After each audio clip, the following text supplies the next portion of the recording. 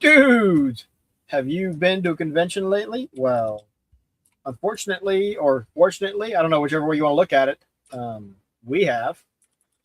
And so we're going to share our thoughts. I've been to a couple the last month, Southeast Game Exchange and to Southern Fried Gaming Expo, and Sayin went to That you consider that an expo? Long Island Retro. that's up to you. So I've never been. I'll put it in the words of my friend at work, Chuck. Just clean it up so it's Oh no, this was clean, but it's comes down to let me where's I will read it verbatim so it comes out like this. Oh, everybody has on their wonderful PTO messages. Yeah, I'm not. Honestly, the convention is a ripoff.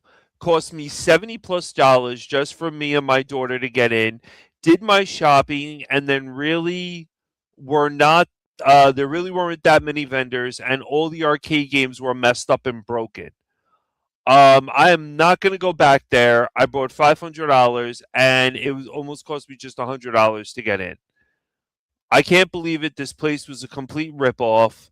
Machines were broken, drunk people all around, and I probably had a better chance of looking on eBay than I did finding other games at the crappy convention.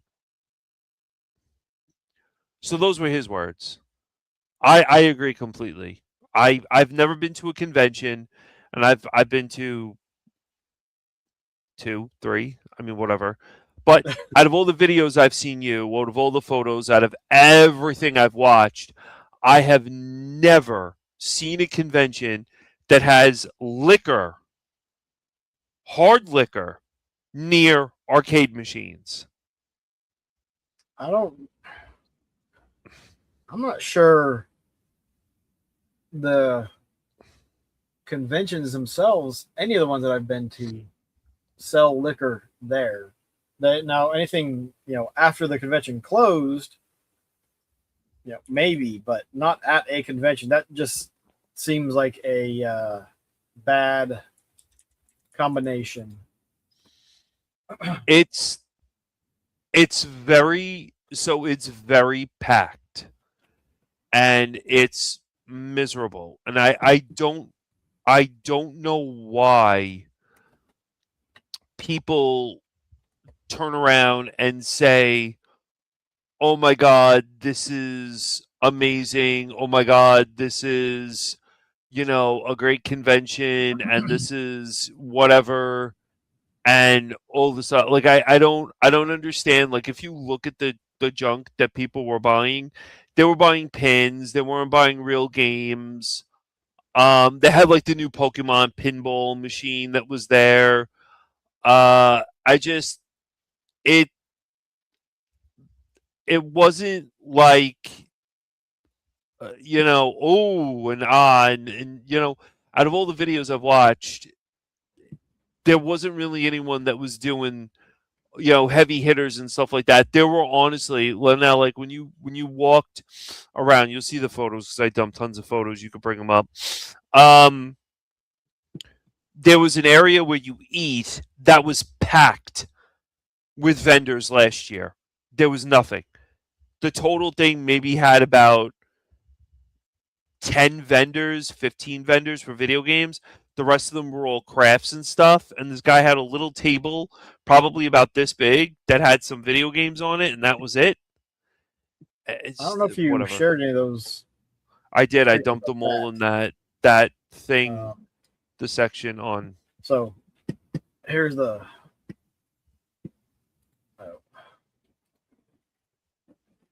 You start off with showing off the different units that they've got on display. Most of those were busted. These are all the prices. There's cosplay. I don't even know why we started with this. because you went off on it I hated it. I because was you so were miserable. way too excited about it. I I got was Shining the Holy Ark. That's about what I want for my copy because that's about what I paid for it. But this is all Saturn stuff. Tomb Raider, $40. Panzer Dragoon 2 or SWI 125. Panzer Dragoon 100. You know, any NES 20, 30, 35. What was that one? Dracula? Oh, Castlevania 4. 380 That's Dracula X. Oh, and see this, you can tell underneath it they've got a sticker that was less. Yep. My thing is a lot of times with these, it's like if you've had a game long enough that you need to re-sticker it and you're going up in price, do you really want to hold on to that game that bad? And if nothing else, if you're going to re-sticker it, put it in a different case, bag, take the old sticker off, whatever. Do not put a new sticker over the top of the old one where you can see. Like it looks like this was $339 or somewhere around there. Let's see. What's going on, Fat Russ? Drake, how y'all doing tonight? Gaming Geek Expo in North Carolina sells beer and mixed drinks at the show. Okay. Apparently, yes. I've been to one of those. But do they sell mixed drinks and stuff? But I'm talking about there were people doing shots of tequila and then going to play Dodonpachi on an Astro City, breaking the Astro City. Like the arcade machines were all busted. Yeah, that's like, going to a convention, specifically like Southern Fried Gaming Expo, where they've got a ton of arcades and pinballs, which they have the new Sonic the Hedgehog pinball machine. It's only, $10,000 if you want the standard edition. But, in the course of a weekend, they get played a lot. And, something, every once in a while, their old arcade machines. Yeah, they might stop working, and some of the pinballs as well. But it's not from people abusing them, like you were talking, like how people were just smacking the stuff and whatnot. But you need to have somebody there paying attention so they can be like, hey, you need to stop doing whatever. Because, you need those all the conventions I've been to, I think all the arcades and pinballs are people's personal collections. They bring them in so that others can have a chance to play them, but also they usually get like a free pass for the convention in general.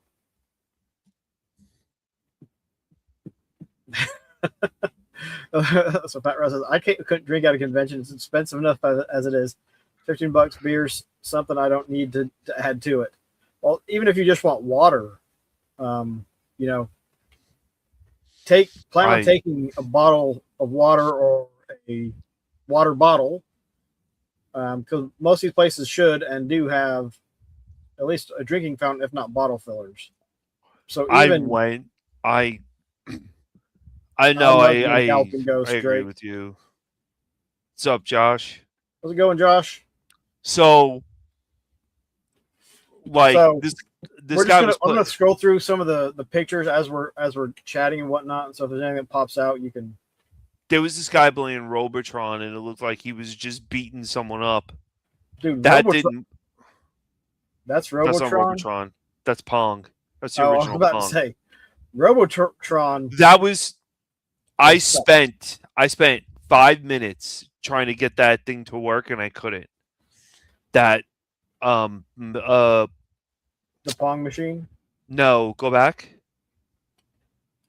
That guy was super cool. Oh, Aliens? Yeah. And my friend turns around to me and says, what the hell's the census? We could just play it on the Mister. And we just left. Because, that's kind of a silly statement from someone that collects games. Because you can play all this stuff on the Mister. It's playing it on an arcade cabinet. There's something special about that. Space War or something. It is it's Space War. It's That's not Pong. It's yeah. Space War. The Pong machine is similar to that. Yeah, this guy was like just This doesn't have any. Oh no, there's a price on Night Warriors for $50. yes, but I could tell you right now for Wonder. I only did that because of Conception.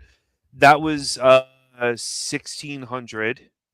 That Panzer Dragoon Saga. Long Island Convention looks cool at the Airplane Museum. That's what this one is. Fat Russ saying is not a fan of it. We had talked about me trying to get up to New York or something up that way to go to a convention, but prices being what they are, especially for flights, it's kind of prohibitive, and it's a bit of a long drive. Custom Pong machine. Does it have a giant one like they do at the National Video Game Museum in Frisco, Texas? In Texas? Yeah, but you know, Russ, that's it. It seems very cool in an airplane museum when logically you think about it, but you have to now. Here's the concept behind that. You have airplanes in a museum, and those take up space, and then you have tons of people going into that space. And then you have free play systems in that space as well. So you know what happens? You create a thing called the perfect storm. Yeah, what? It's a bottleneck. It's a yes, it's a bottleneck. Because what happens is you have all these people that are there and there's nowhere to move because not only do they have like these big gigantic displays, kind of like my 3 tanks back here for Pan Air, but then you have machines in front of it and it's massive. Like you have gigantic World War II planes, people all around that, and then like they had stuff roped off, who's getting drunk, who's playing the games, who's like breaking the machine. There was one guy that was on a machine, he was slamming the machine like crazy. But that's why I say that they need to have somebody there that can go up and be like, oh hey, you need to stop doing that or you're gonna have to leave. You know, they security or whatever. The one system that I want really bad, which is the Sharp 6800. It's like I looked it up and I was completely wrong. It was a $66,800 system. Thank you. It was a $6,800 system. And I didn't know that. I thought it was cheaper. And basically there was this lady who was the Sharp 6800X, and there was this lady that was allowing her kid to punch the keyboard. The keyboard is a $450 keyboard for the system. Alone is $450, and the price does not matter to them. It doesn't matter if it's a $5 keyboard or a $5,000 keyboard. The problem is you're letting your kid tear up something that does not belong to them or to you.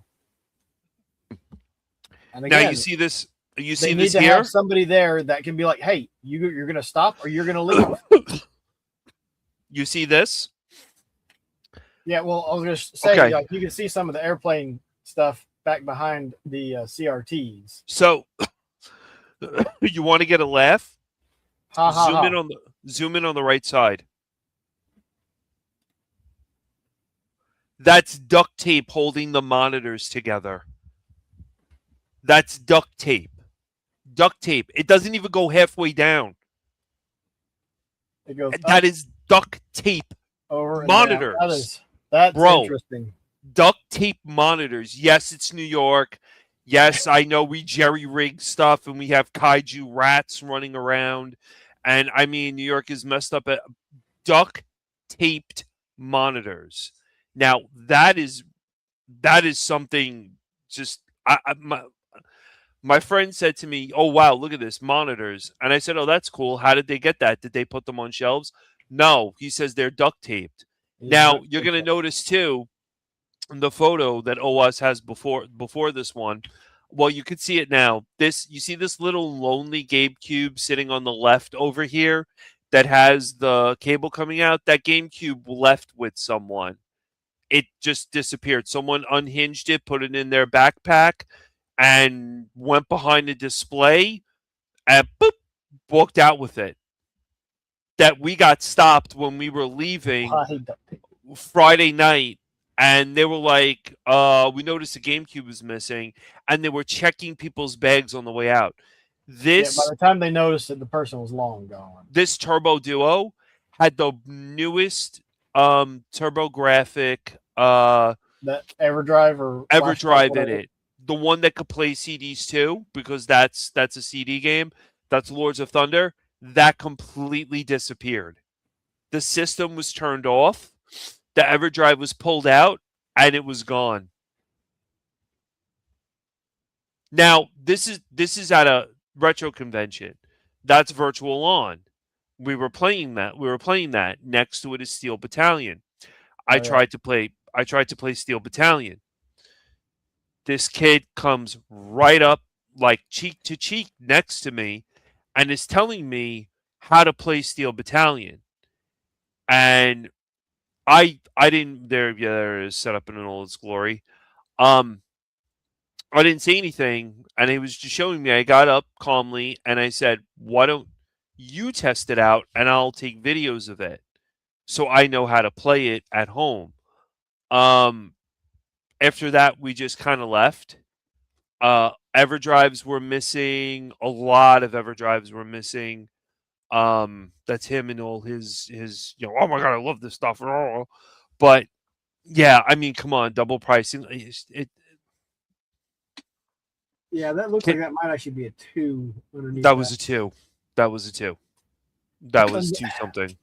Because the vendor before this went to Southeast Gaming Exchange and had that game and knew they were not going to get New York prices for it. And New York price, I was told that people will percentage up New York prices because we pay, I think it's like 7 or 8% sales tax, and he was going to bump the prices even more.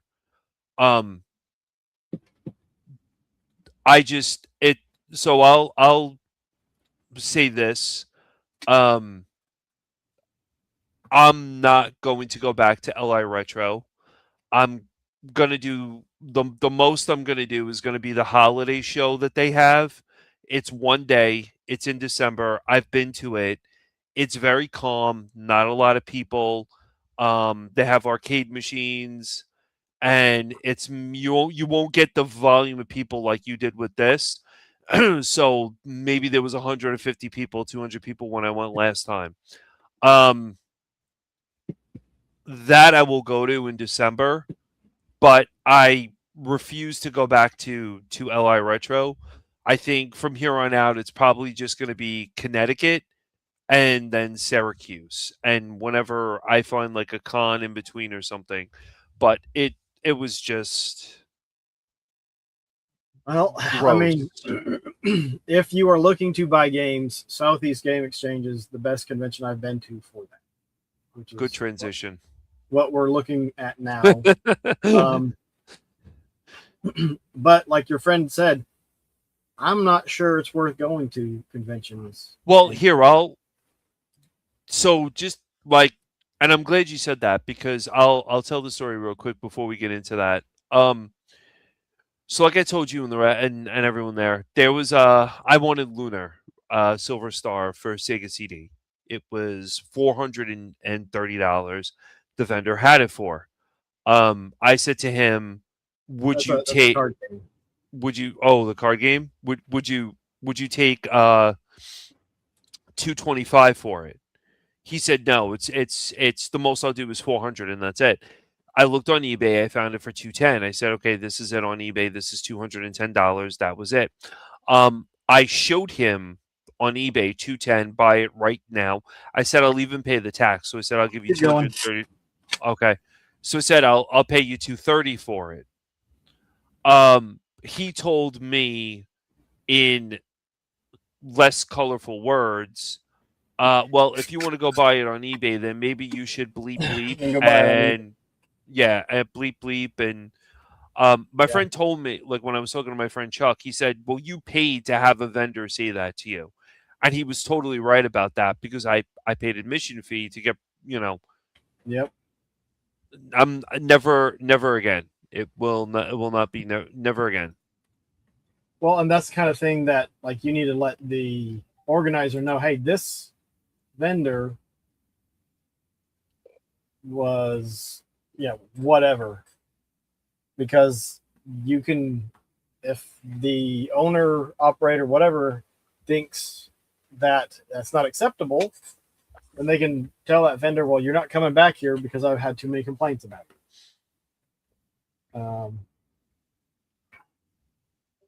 But it's just the price to go to conventions, especially if you are traveling far and if you are staying the night, kind of makes it, in my opinion, where I'm at now in collecting, like it's not really worth it because Southeast Game Exchange. So this is the indie game studio area.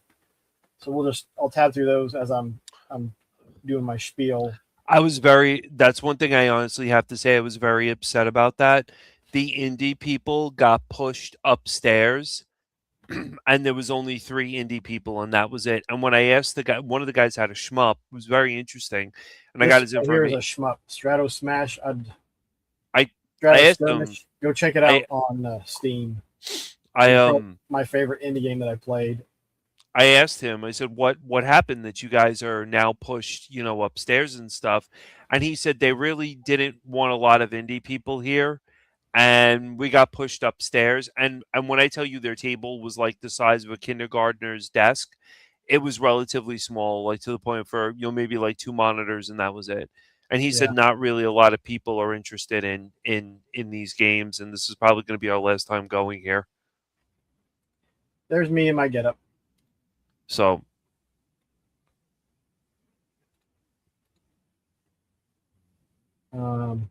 Russ, there wasn't even enough space to even put signs. Obviously loud, but so this is just a line to get into watch or to get an auto with Scott the Waz. Who? Or no, wait, that might have been the Red Dead Redemption people. And then there was there's the Drinker Chaser, and there's Scott the Waz, and so this is the line for Scott the Waz. Who's that? He's a YouTuber. I don't know. So then back to indie stuff. But like when you're looking at conventions, there's a lot that goes into it that I think people need to really start looking at. Because I got in and I got this $200 game for $150. Well, you paid $50 just to get into the convention. So did you save anything? No, not really. I just go for all the other stuff that's not games, signs, toys, shirts, stuff like that. That's kind of the stuff that I'm looking for as well, because I'm not really looking for a bunch of games.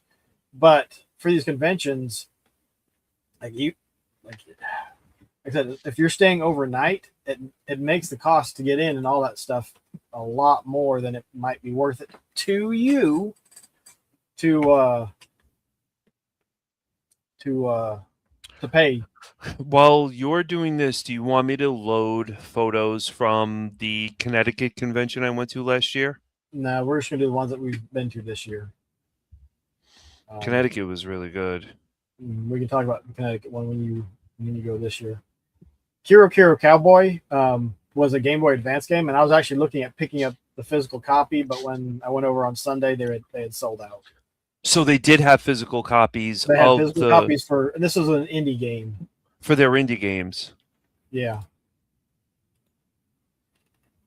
Yeah, you see, that's what I like about this is that, and even at Connecticut too, it was very spaced out. Like you have a lot of space. There's a lot. This was well spaced out, but this was just one aisle and not even the main aisle from when you come in or anything. I mean, it's pretty packed. Like this was Saturday. Saturday, I didn't even look at anything at the convention. And getting back to the cost of going to the conventions, This one, all said and done, was probably $700 to $1,000. That's including, not including travel time, but just money out of pocket to get into the convention and to stay and for food. Yeah, you'd eat food anyways, but you would not have spent as much food because you can cook at home. You get local places that could probably be cheaper. So, all said and done, it was like I said, $700, maybe up to $1,000 just to go to the convention. And I didn't buy a single game. I bought a couple other things, but like Fat Russ said, there's other things you go for. If, like I met up with a bunch of people, and I think I've got some pictures with some people. I'm pretty bad about that. So this was the parking lot. This was the overflow back end of the overflow parking lot. Like you can see this fence back here. So the car there. So all of these cars, the cars in the middle right here are blocked in. They cannot get out until either somebody behind them or in front of them goes away. Well, here's another row of cars. Here's another row of cars. And so these people aren't blocked in. These people are. These people are. Once you get back that way. And I think there was another row over here. Like this was supposed to be empty. There were not supposed to be people back here. We're parked in this lane right here. I have a video up of the LI Retro, like a walkthrough of it. It's not that long. So when you're done with this, I could share my screen and we can go through it, and you people could see like what it's all about and how crowded it is. And this was a weed. We were parked in, so the weed got closed in the door when we went to what was it? Whataburger. We got out, and that was just sitting there next to it. So we dragged this poor little weed down the interstate, and it died there in the parking lot. There was my burger. People parking. Fred. So this is the parking lot. Gravel? People parking where they're not supposed to park. They were just making their own parking spots. Parking was horrendous on Saturday. There's one about an hour from me now, so I don't have to worry about hotel. Yeah, and that's why we only do one day for Southern Fried Gaming Expo now. I enjoy Whataburger. It's nice. It's different because we don't have that locally. What's Whataburger? It's a fast food burger joint. So here's just, I don't know if this might be Sunday. I'm not sure. But yeah, no, that was Saturday night. There's some Neo Geo games. That one was just for staying. They'd actually Even the sold prices, one. That was from the local shop. This place had 10 games for $20. Yeah, but even your prices there are a lot better than what they were here. I didn't spend a ton of time looking because I'd met up with Innovision Games. He's another YouTuber. And I was hanging out a little bit with him and his family. Unfortunately, when we went back to the convention, Prin forgot her badge, so she had to go back to the hotel. And this was the night we thought that the convention went till 10. Well, it did, but the vendor hall closed at 6. And if we had known that, she wouldn't have gone back to get it. But here's just people playing VR. Just looks like they're spazzing out. This is an indie game, Durga. You had enough space in there for people to play VR? Yeah. So did Southern Fried Gaming. Go back. To this. Holy wow. Oh, wow. That's huge. It's a huge. How big is this thing? It was basically the top floor of most of the convention center. It was they even had space for a department store? No, that was when we went to the mall here. This was the Sunset. But It's Toys R Us. I'm blown away. Oh well, Toys R Us. It's what I'm blown away. They had Toys R Us enough has been space for VR. reduced to. There's a It, Coraline doll. is that that's cosplay? No, that's a doll. No. Yeah. How much they want for that? I didn't even look. Oh man, I There's would some things totally that you put know that are in. just gonna be ridiculous in price. I would totally put that in So, my kid's room and freak them Jason out. Voorhees has died of dysentery. The Princess dysentery. You have died of dysentery. Ken and Ryu have died of Oh. dysentery. Oregon Trail. Dracula has died of dysentery. The Ducks have died of dysentery. Kefka has died of dysentery. Paperboy has died of dysentery. Jaws has died of dysentery. I just thought that those were funny. Here's one section.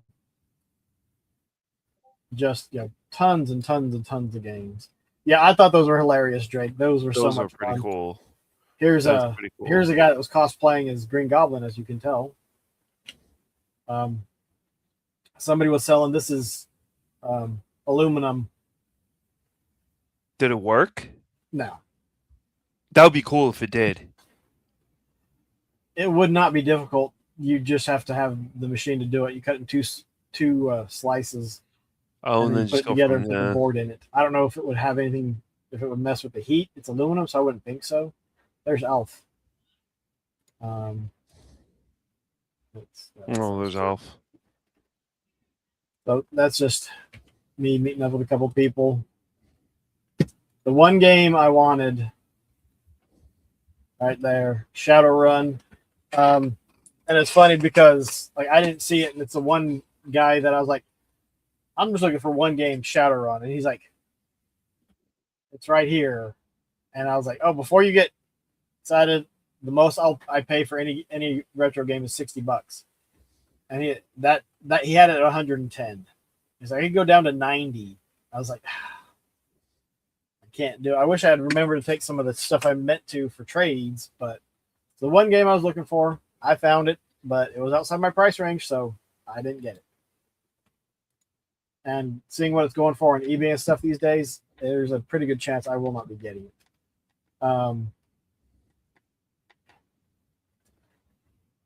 This is the car from it's one of the Virtua Fighters. It's Daytona, USA. Oh crap, I can't think of Daytona, USA had the car in Virtual Fighter. Yeah, it's the car from Daytona, USA, but there was a fighting game that had that. So that's what he is cosplaying as, and that's the Crisis Zeal.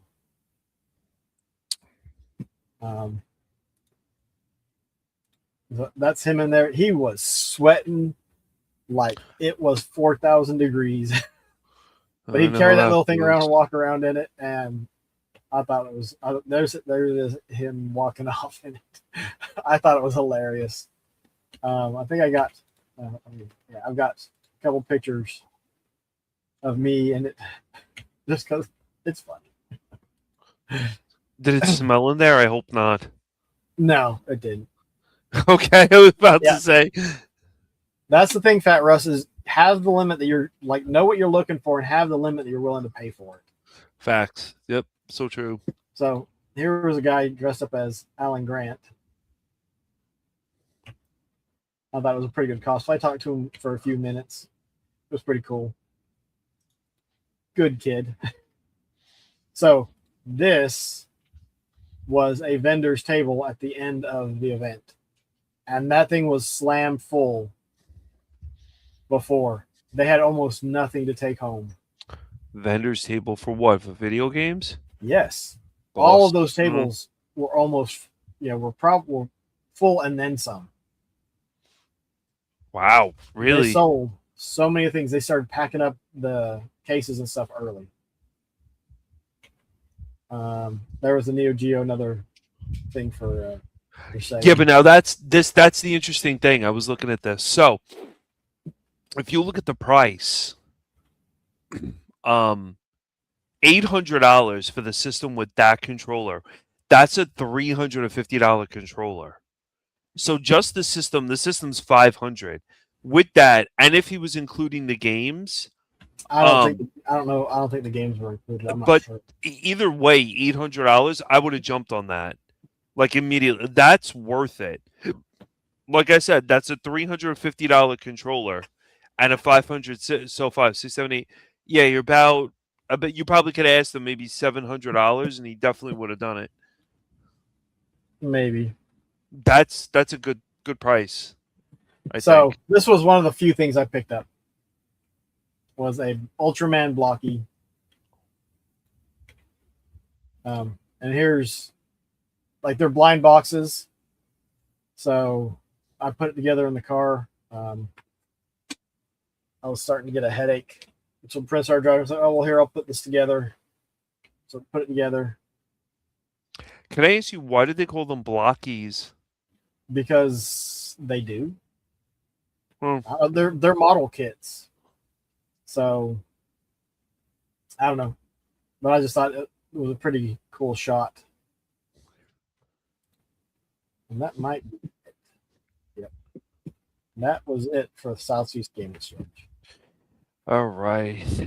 But it's just, it's, it's all up to the individual people about how they feel about what they're getting out of it.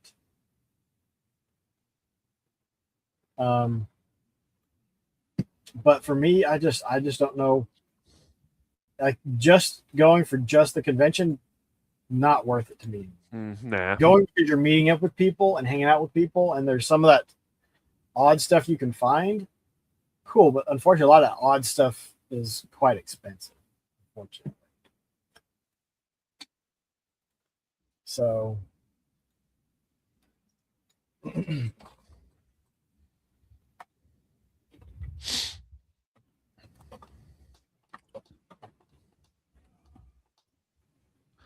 Let me know when you have this up. now we're moving on to Southern Fried. Oh, you got the stuff for Long Island Retro up? Yeah, we blew through that, so I wanted to do this. Well, I'm trying not to dwell on it too long because if there's anything anyone wants to see or has questions about, feel free to ask. It's just Here, go ahead and I guess bring this up. I could jump through it quick. All right. So this is at like 3 speed, whatever. So this is when like you walk in and they were like selling shirts and stuff. was that this year or last year? This was this year. You'll probably see me in this multiple times. But this is how packed it was. And like these are the vendors and this is your like this is only Smash Brothers, nothing else. Oh, This is especially. I mean, it doesn't seem like it's packed. this is just just opening, and these are like the vendors. But now here's the problem. So as he's walking through, this guy was selling his arcade machines. You're Yeah. already bumping into people trying to get in, and I don't know who puts a claw machine there, which is kind of weird. And But then slides in a commercial. I mean, what the two I commercials? mean, What the wow, heck? 2 commercials. You know the hell with you, YouTube. But I mean, so now here's the problem. There's the liquor station. Right as soon as you walk into the arcades, and that's hard liquor. And this is like when we left, there were beer. That's the machine I was on right there. There was beer bottles stacked up on this machine, and nobody was cleaning it up. Now, tell me this isn't packed. Look at this. You have massive planes in here. Where are you going? Wow! Oh my God! Look at the nose of the plane, like right in my face. Where are you going to play stuff? I mean, I can see the draw to having it in a airplane museum, but it does make it cramped quarters. I mean, This is it was I mean that was pretty cool. that is I think those pretty cool. The thing is, you need to have a Street Fighter game in front of one of those jets or something. they don't. And then like you go down here, and that's it. That's all the arcade machines for this floor. Uh, So then, like, this is where they threw these guys in here, and they're all on the side. There's a Mortal Kombat guy. He gets to a lot of conventions. This is the guy that was charging $4,000 for Earthbound and the Pikachu box. These are the vendors. This vendor has nothing set up. That There's may be that a vendor didn't show up. Oh no, he showed up. He just says I'm showing up late because this show stinks. Must be a tax write-off or something. He got robbed last year. That's why. So then this right here is the indie. That's all that's indie. That's it. This is your indie station. Guy was selling like some stuff. But I mean, doing like that does not look packed. You should see day 2. No, but I'm saying right now it doesn't. I can understand if it gets more packed.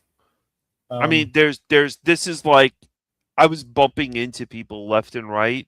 That's the guy that I tried to do the deal with for the Dinosaur Peak, and he was dead set on whatever. Now tell me, look at this scenario right here, Owaz, and tell me if you wanted to view the video games, how would you do that? It would be in between, the Zelda Deku Master. That's why the second day of Southeast Game Exchange, I didn't go in and look at any video games because it was so crowded.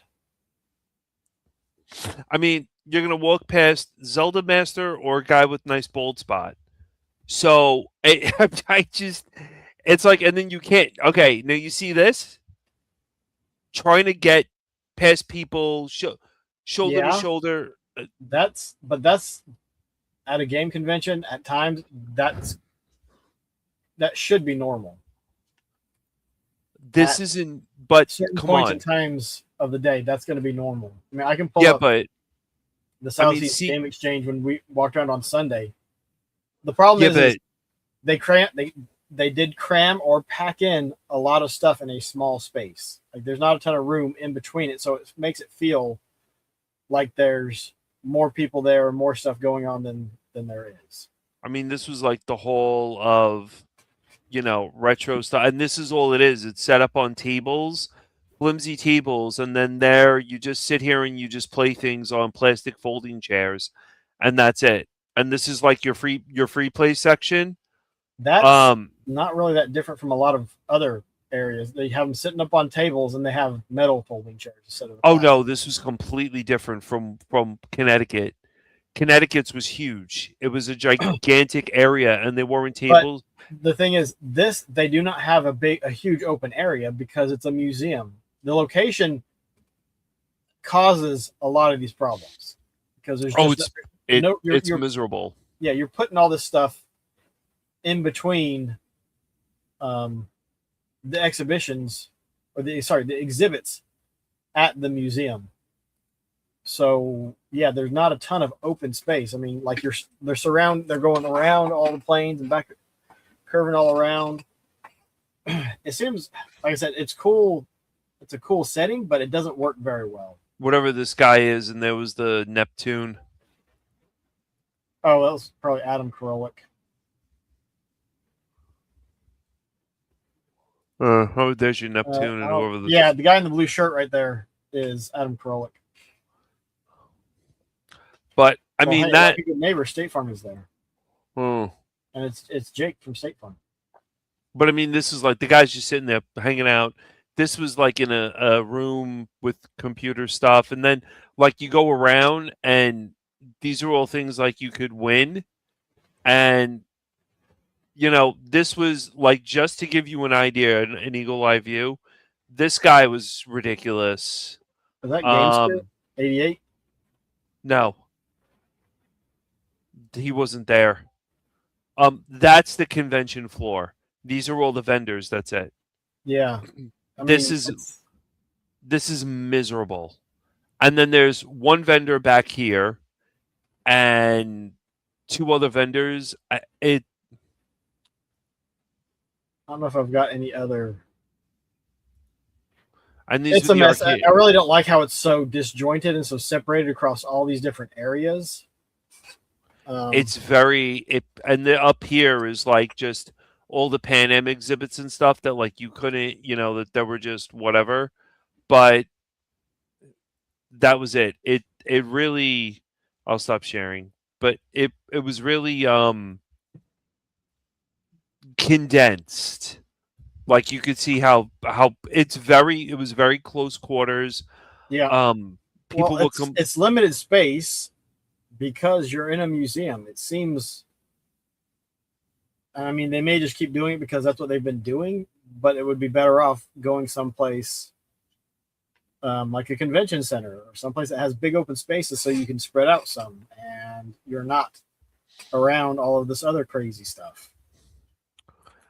So, Exactly. When I went to Connecticut, Connecticut was massive and there was so much space. Even with all the people they had, you were still able to walk around.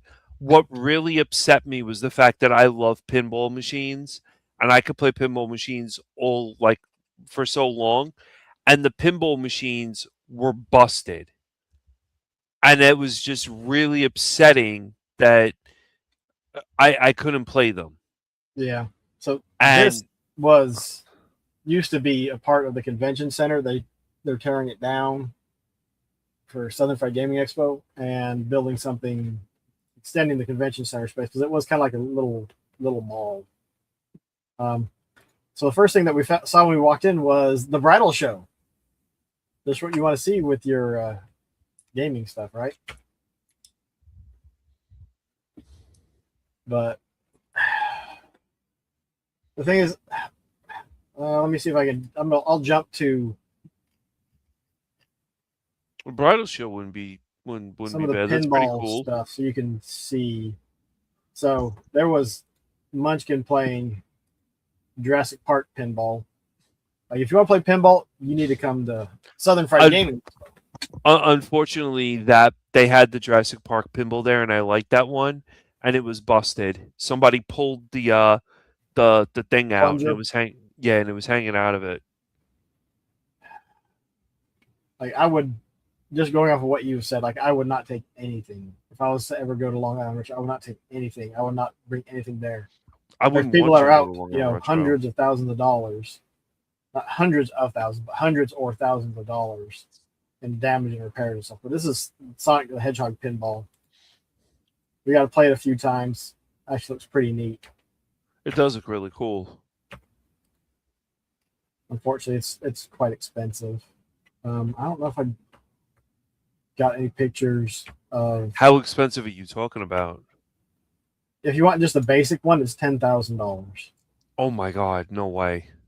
I'm trying to think.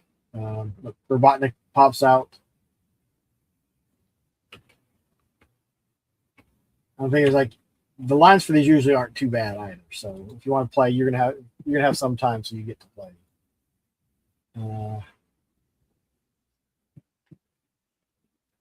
Yeah, it's the brand new Sonic. And there's Robotnik right there. He comes out and says something. So this is the special edition. Once that ends, this was the special edition one, and I think it's just because it had this topper. The topper's nice. And that one was 13 or 14,000, and this one, Robotnik and Sonic move on the top of it, so it's integrated into the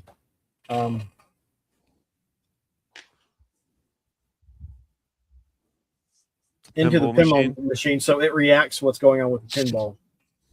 Better have the Pinball Expo, since a lot of machines were made here. Cool. I don't know if I know when I did my walkthrough, I took a bunch of pictures or video of the Oh wow, was that Night Trap? How were the prices here? Well, that's so. This is the way. If you're in the hotel when you come up, this is like the area that you come into. This was an RPG room. where you could go in and play role playing games. Tabletop? Tabletop. Oh, damn. All these tables set up. And this was early Sunday morning. I bet you Saturday night those things were full. This is an area back here with all these empty seats. That's where you can get board games and go and play. They have board games over here, and they've got or may have been one or two people showing off their.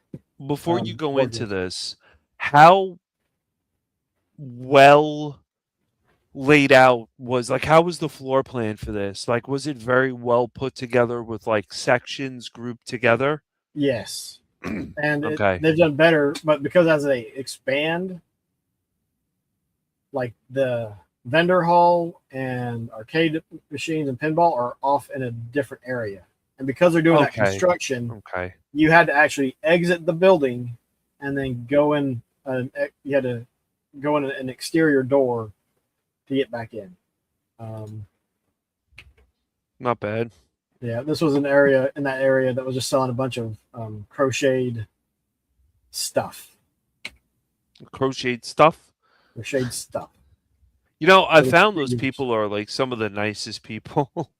Sorry Huh? to say, the crochet people stuff. Yeah, Like they're super nice. yeah. So here is where you had to exit out, and then this area over here that you can't really see is where you had to go back in. And this is where you're entering the. This is the vendor hall and pinball and everything else. Those are interesting. So this I'd walked into. I think this was the third. They had 3 long halls, basically warehouses. Oh, MVS games. This is was basically the yard sale. So they set up a dozen tables where people can bring in stuff to sell.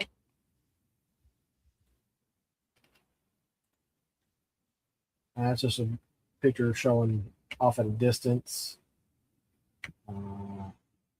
So Munchkin and I played some DDR. Oh, Dance Dance. Yep, Dance Dance Revolution. Unfortunately, part of you couldn't change the difficulty on the left-hand side, so it made it interesting. The Stern factory is in the Chicago. That's cool, and I'm glad that they're still in business because pinball. Stern Factory. Not that part. Oh, so this is was a vintage computing area. This entire, all of these purple tables were vintage computers. There's a tic-tac-toe machine or computer from 1961.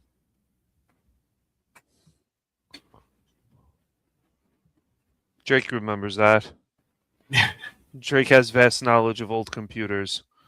Yeah, here's that vintage computer, but they sell some stuff to raise funds and whatnot. So you got all these little Coleco arcades.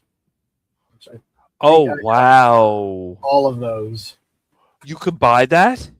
Yeah, you can buy those. They had I think the hell? Got some more pictures.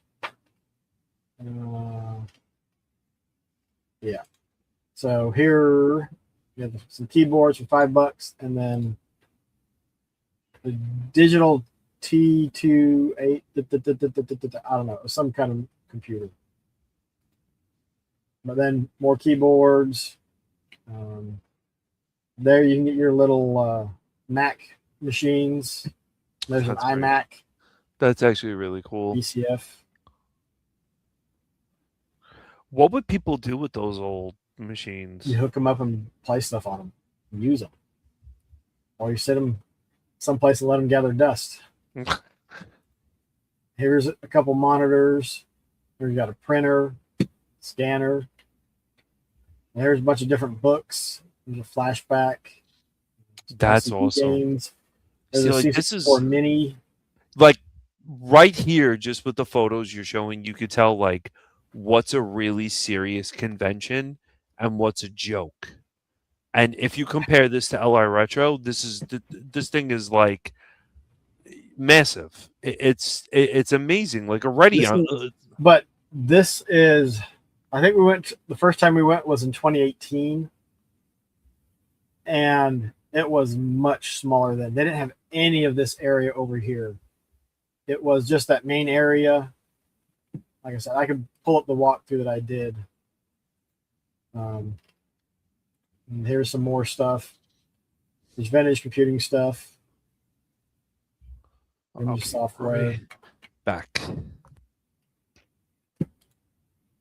Here's a Capcom board for an arcade machine. X-Men Children of the Atom. Yeah. Some Atari games. There's a ColecoVision. Some Atari stuff. So, and this was all from the yard sale. There's Dan Kitchen. New games for the Atari 2600. It's bad, but like the 2600 does not really do much for me, so I don't really pay much attention to it. I mean, it's cool they're still making games for it and people are enjoying it and stuff, but just not for me. So if you are, there's Dan Kitchen. Games that he worked on. And then Casey's Gold and Rescue from Poseidon's Gate. I didn't want to get drawn in, so I didn't mess with those. Once you're doing this through Discord, you have here we have some of the prices of stuff. Like Dreamcast Spider-Man, $90. The first John Madden game, $150. Secret of Evermore, $40. Punisher, $160. There's an e-reader for $70.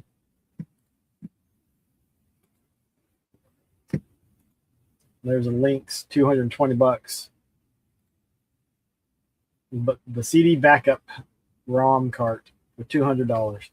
The only people that are going to buy that are collectors, because you can buy a different RAM cart for it that's even better now. Resident Evil Code Veronica, Marky Mark, some other games, Blue Stinger, Silver.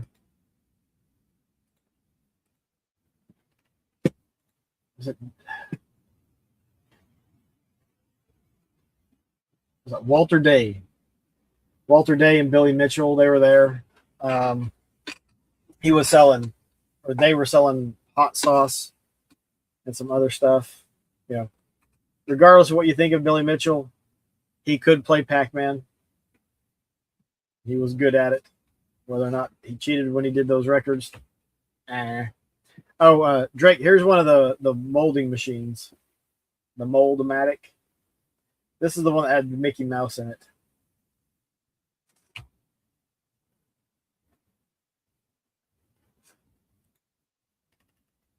We already looked at the pinball stuff. Here is more. Another Capcom board, Street Fighter Alpha 2. $500 for the Street Fighter Alpha 2. Vampire Savior, $650. Getting the Atari 5200. I guess that came with Dig Dug. And you got controller.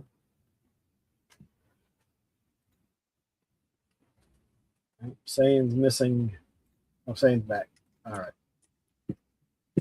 right. There you get a little controller for $20. I like that. I was going to ask you when you sent that to me, what controller was that? I really liked it. I think they made that for the NES. It looked cool. I think my brother may have had one of those. But there's some NES games. There's Night Trap for $85. Wow, really? Damn, that's come down in price. What is this? This is part of a prototype for Dark Planet.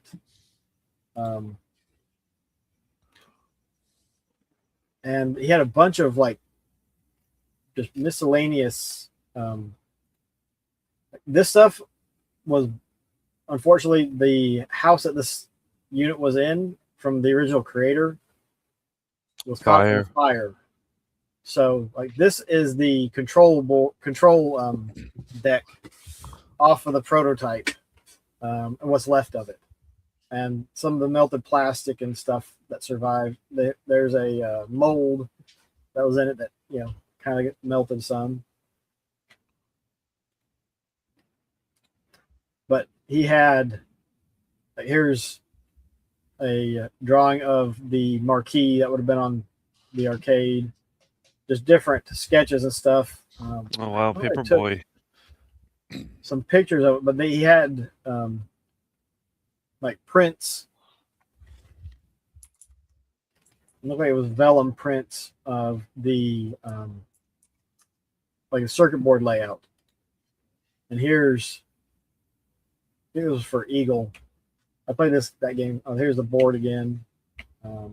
This might have been Dark Planet. I thought I got a picture. I don't have to see. There's some Perler art. You got Burger Time, Sonic and Tails, and then a bunch of stuff.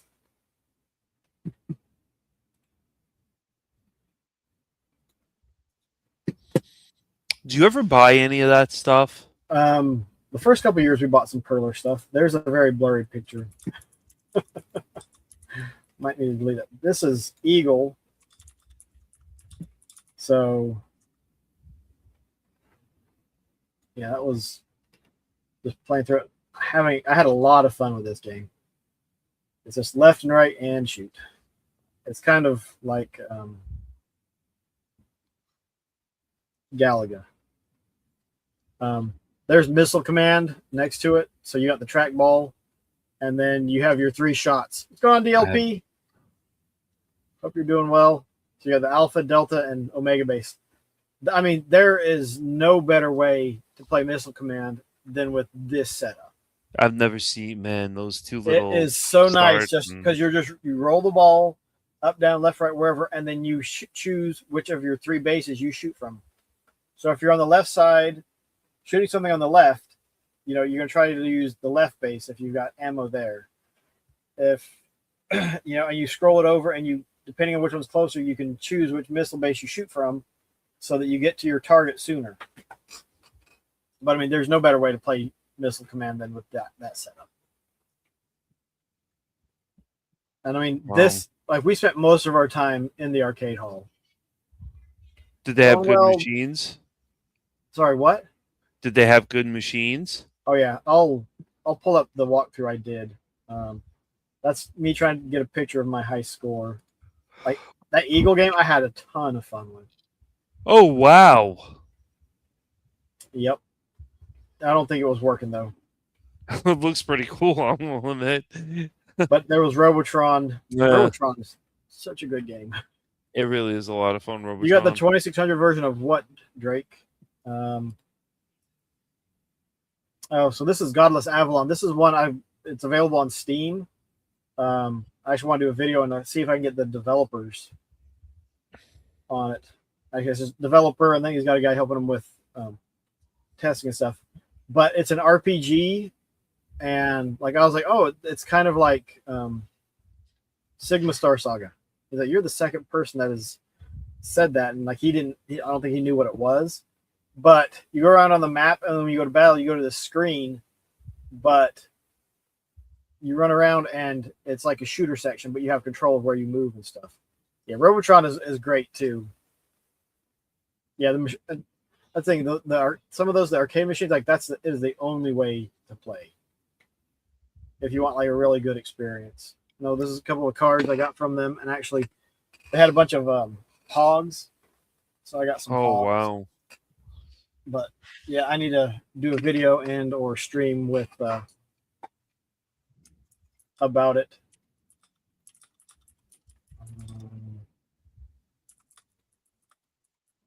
So this one, Neon Striker. This one was kind of fun. You pick your weapons that you add to your ship, and it changes like like they each have a certain firing arc and different way that they shoot.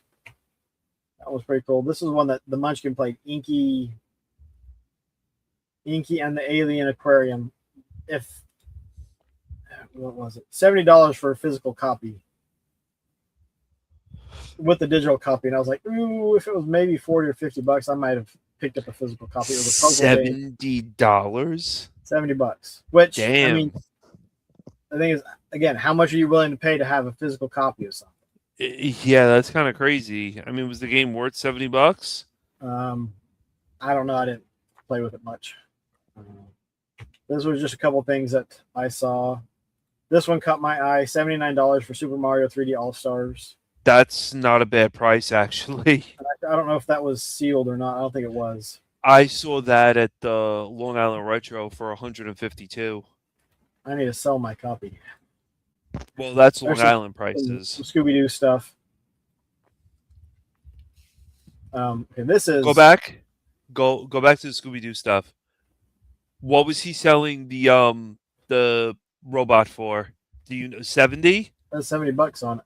Oh man. That is such a good price. The Forbidden Planet. Yes, that is a great This is Dark Planet, the game. So it has this terrain and stuff down here, and then you play around the terrain on the screen. So there's a physical element to it, and then the digital element to it. I just thought that was really cool, and I had some fun playing with that.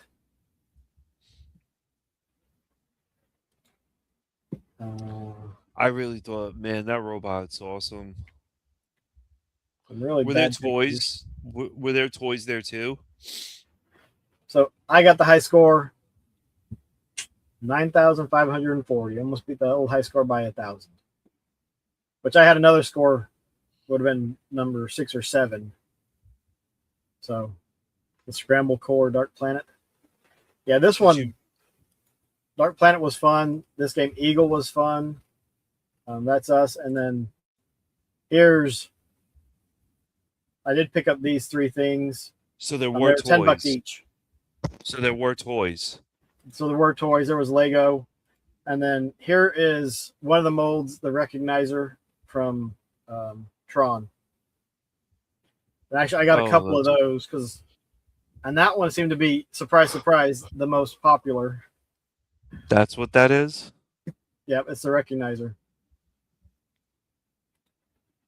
Let me see if I can find my walk through. What's in your what's in your upcoming video, Drake?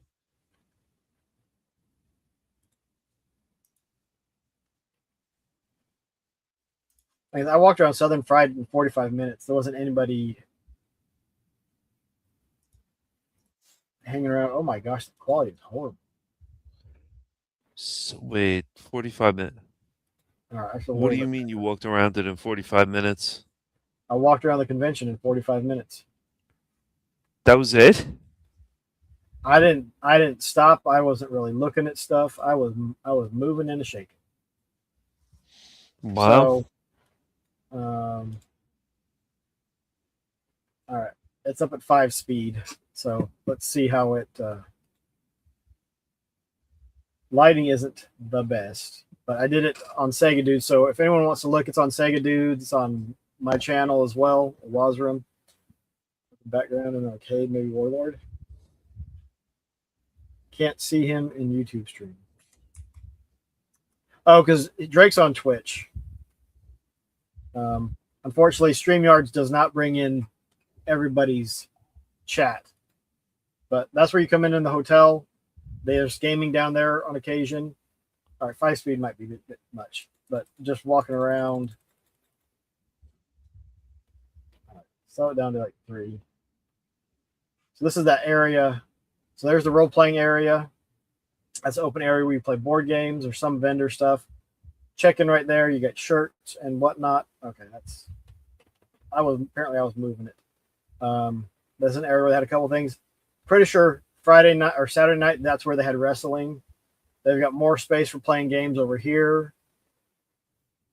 Where you can check out games and stuff.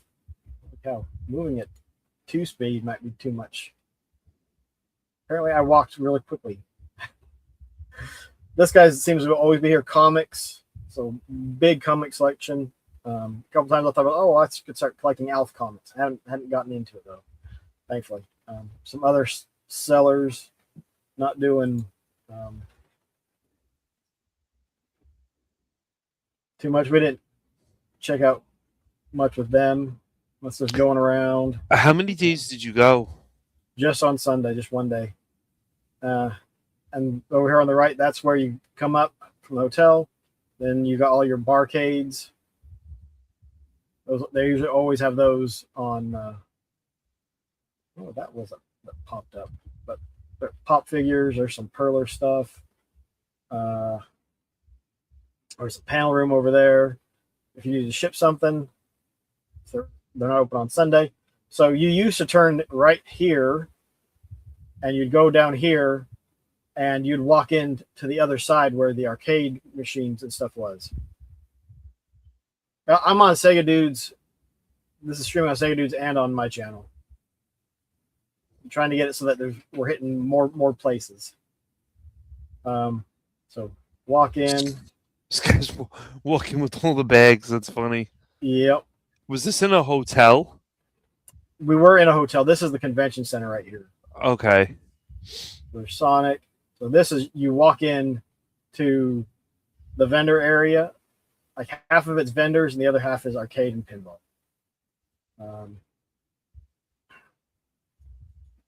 So over here on the right, those shops are Game Central Station. There was some over on the left. I was pointing out, I think I saw that at Southeast Game Exchange. Games. Oh, that was a guy that I knew. Gave him a fist bump. I recommend watching the go and watching it so you're not watching because it's 45 minutes. It would take a while to watch. We don't need to spend 45 minutes looking at it. Yeah, there's Walter Day. There's a seller that's still at Charlie's Collectible Showcase, CCS. There's your chainsaw controller, GameCubes, N64s. It's a 64DD with an N64. I might have been talking with that guy. I think I did the trade with him at Southeast Game Exchange last year. But we had the orange Pikachu. We'll move it some. So this is where the Mickey. That's a Stone Mountain mold. So it's molding it right now.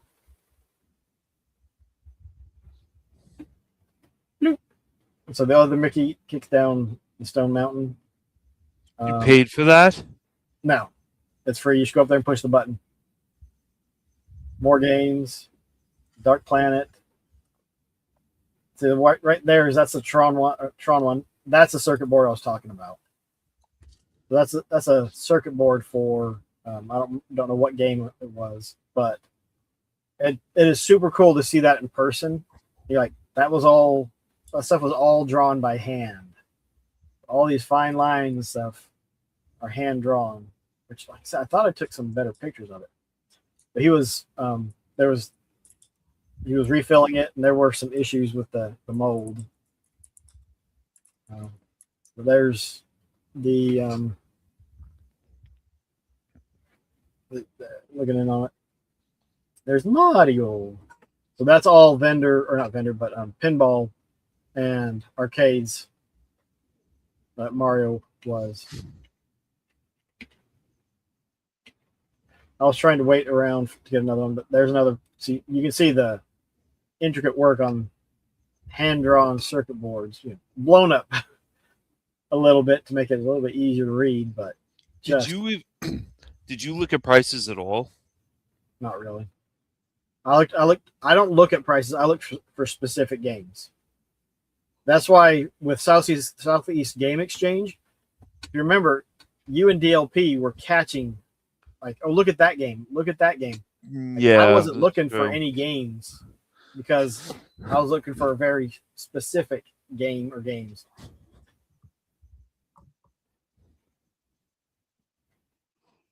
Yeah, I think we at 10:30 today when I was walking, it was 88 degrees and it felt like 100 at 10:30. I didn't check when I went walking at 12. And Talk was saying so. Uh,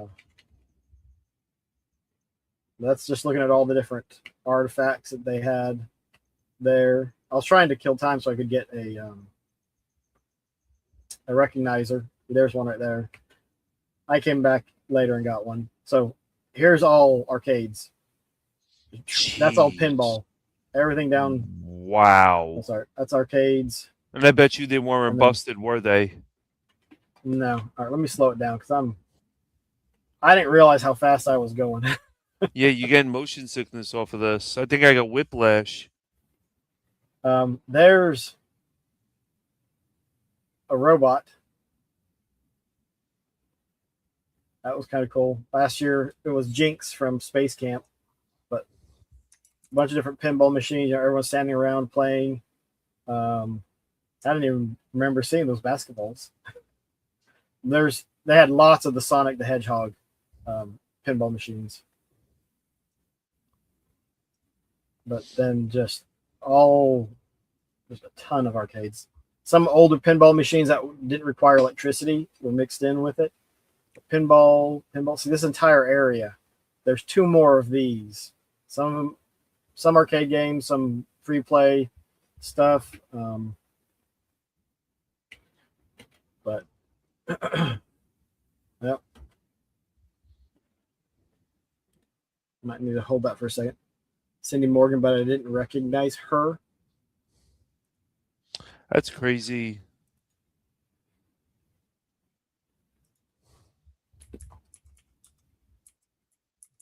Yeah, see, I'm like doing a very quick scan of Those the are games. aren't Oh, those apparently somebody spammed us when I was. aren't those computer games? There were some, yeah. There's some big box. There's a PlayStation kiosk. That has Tabletop. I wish I PlayStation had kiosk. the space Sega for the sign. PlayStation kiosk. See, Unfortunately, a lot I of that do stuff not. is just stuff that you bring to get people's attention. Like you're not planning on actually selling it. There we go. Let's.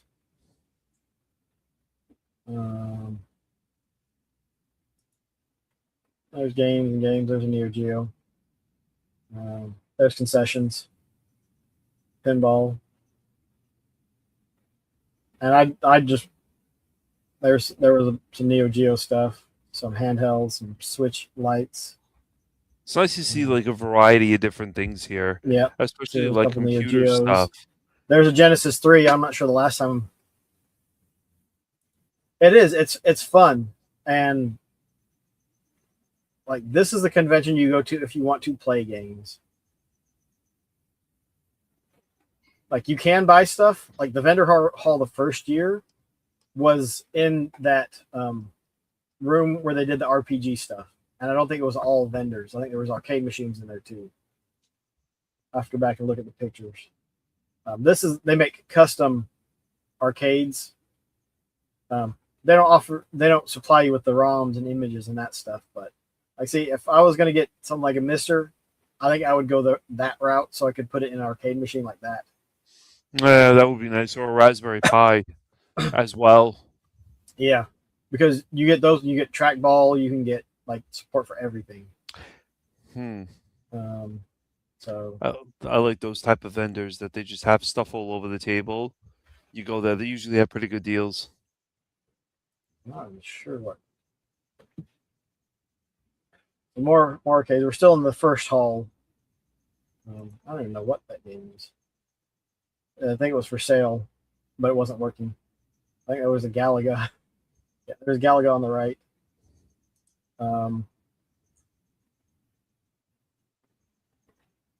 Yeah, so people just wait. They just stand in line. Once once you game over, you just move off and go to the next arcade machine or keep walking or whatever. See, that was a problem that was there because I wanted to play the Pokemon pinball, and there was a line, and there was one guy that just stood there and played it for an hour. And then he went back at another 2 hours. And I said, "Can I try it?" And he's like, "Oh, I'm still playing." And I'm like, "Okay." So I took out Endhinder, put it in the PlayStation 2, played it for about an hour and a half, went back to the Pokeball pinball machine, and he was still playing the game. And I'm like, "Yo, could I try this?" And he got moody. It I don't know. See, like this is a convention. This is something you go like. I wouldn't be There so was the Lego seller right there. This is still the yeah. So this guy had a Game Gear, a bunch of games and stuff for $450. It was recapped, a bunch of other stuff too. Maybe I'll go and meet up. So I was just looking. I was like, I've got all of that. Like, I don't think it's worth $450, but I mean, I don't know. With today's prices, it might be. Oh yeah, he had all the manuals and the inserts and stuff, or a lot of the manuals and the extra inserts and stuff for this stuff. There's a CRT screen with a little bit of burn in. Somebody had an Amiibo, and People were I selling could not find Amiibos. it again. Like I went down the line, finished recording, went back. I could not find it. It just disappeared. I guess somebody bought it, but this Those was were its the hard. yard sale part.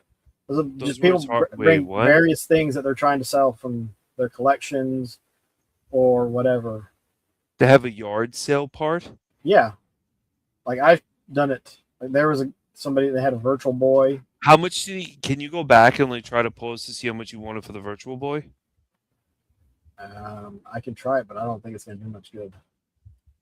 I'm really curious. Oh nope, 415. Wow. Is that the old radio for $10? I think I might say I don't know if that's 10 or 30. It looks like there's Oh something my! there. My father has that sitting on his thing. I Oh, had one like it. right? Damn, that's crazy. This is the yard sale thing's awesome. You probably could talk to these guys and get a good price for this type of stuff. Probably.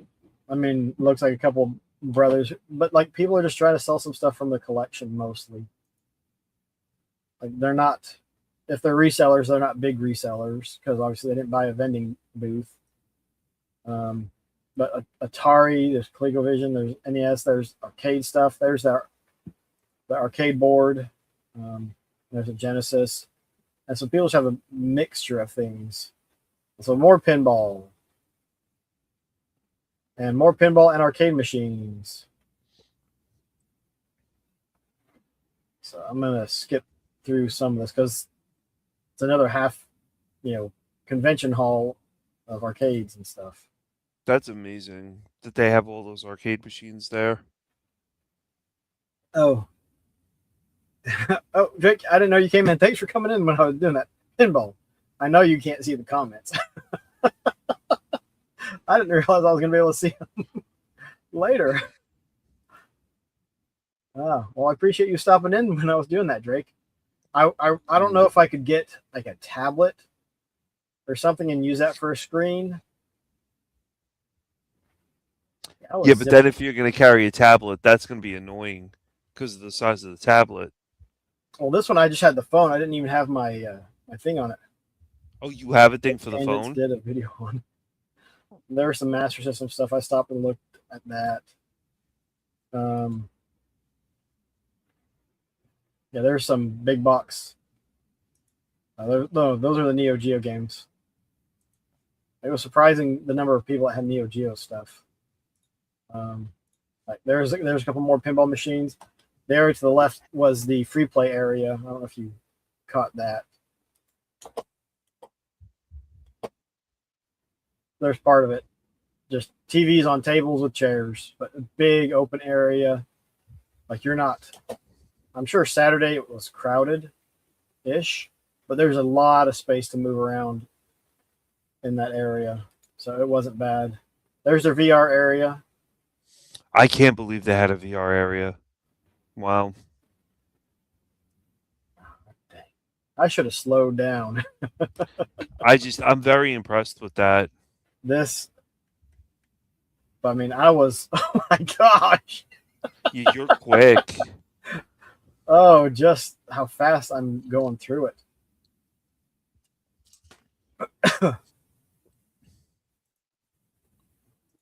Uh, that was a Halo. We had a, I think you play 4-player Halo if you wanted to, versus or you could do less single player. They have 4-player this Halo. this is all the vintage computing Damn. stuff. Prin went and played some Oregon Trail. She finished disc 1, but disc 2 had gotten damaged because the ductwork dripped some water on it and destroyed disc 2, so they needed to go and make another one when they get home. Oh crud, I don't remember. This guy, the tag on his shirt was like Bitter Buy or something, but making fun of Best Buy. Actually, I might, when I get back over to him, I might unpause it, see if I can unmute it. So what people were there? Like, so Worst Buy. He had, it was called Worst Buy. So what people were there that were like streamers and stuff? What? People, like YouTube people and stuff.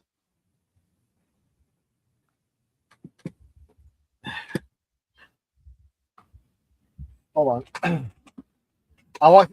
I did. I went through the whole convention in an hour, but I was not really stopping and looking. It was like, look over here, look over there, and like the you can go through and watch it at one speed on my channel, on Sega Dudes, under the live streams.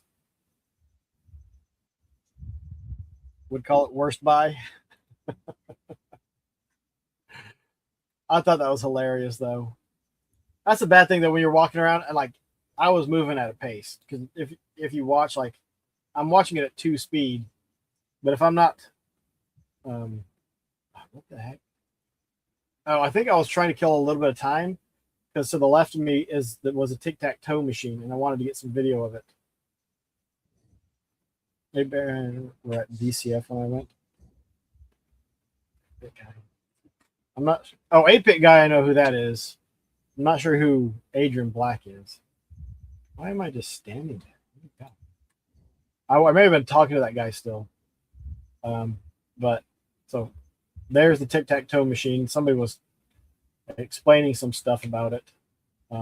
Yeah, I zipped through it now. It's 3 of these convention halls and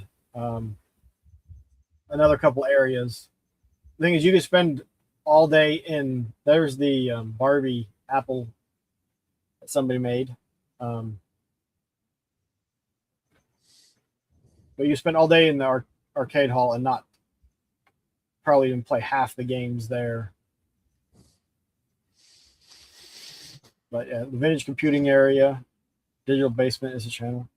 I don't think I've seen anything from him. There's all the Pong cloned machines, or a lot of them. I think of the 2 or 3 I have, I don't think I saw any of them. Telstar.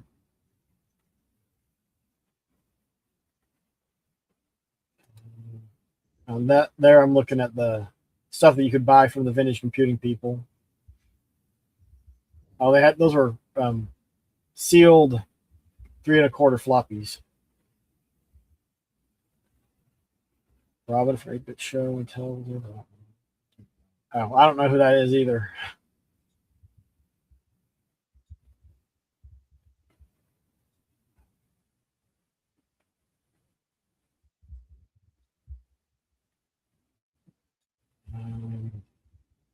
Okay, this is some of the indie stuff. I didn't get back in time to look at a bunch of this stuff, but I did get back to that Godless Avalon. Those cucumbers turned pickles were good. Those were yummy. But like, I want to come back and check out this game. So that's the one I did. Like I said, the demo for that is on that one thing. That's Polyroll, Clash Force is creators of a couple of other games. Yes, they had good pickles. We actually bought some to put on our sub sandwiches that we brought with us. But that's So pretty much. you don't buy food there. It's expensive. If you plan ahead, you can save a ton of money. How expensive are you looking at for food? I don't know. I didn't look because I planned ahead. They have food trucks outside and they were charging the food trucks weren't bad at all. Inside to get chicken fingers, I think it was like $27 for 3 chicken fingers. My goodness. It was bad. A hamburger was 32. And there were like a couple of tables and that was it. But yeah, I don't know. Although an hour and a half, and we walked through most of Southeast Game Exchange. Yeah, $20 burritos. You'd be lucky if you found $20 burritos.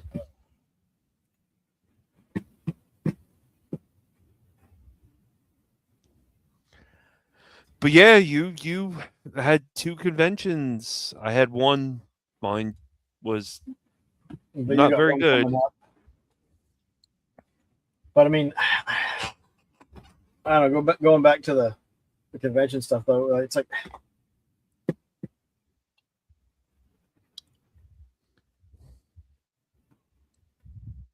oh no, it was spaced out. But if you go back and look at the arcade and vendor area, it was very tight. The vintage computer area, apparently one guy rented that entire area, so he had it.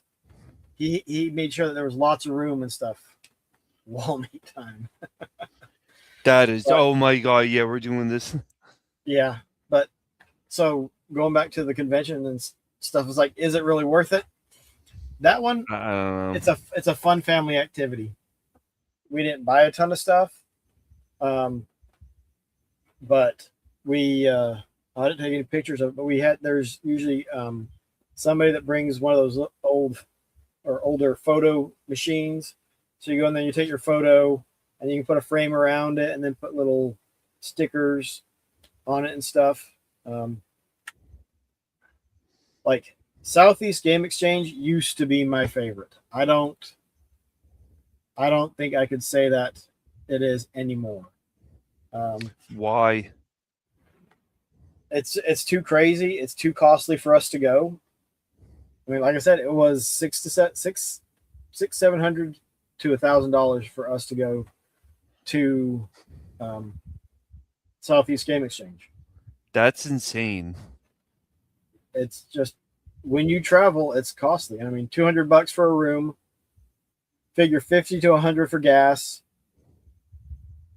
And since we're traveling, this is an us thing though. We like to go and try stuff that we don't have locally. So we went to some, like Friday night, we went and had dinner at a place called Konichiwa, and I think that was $60 for a meal Japanese for the food. both of us.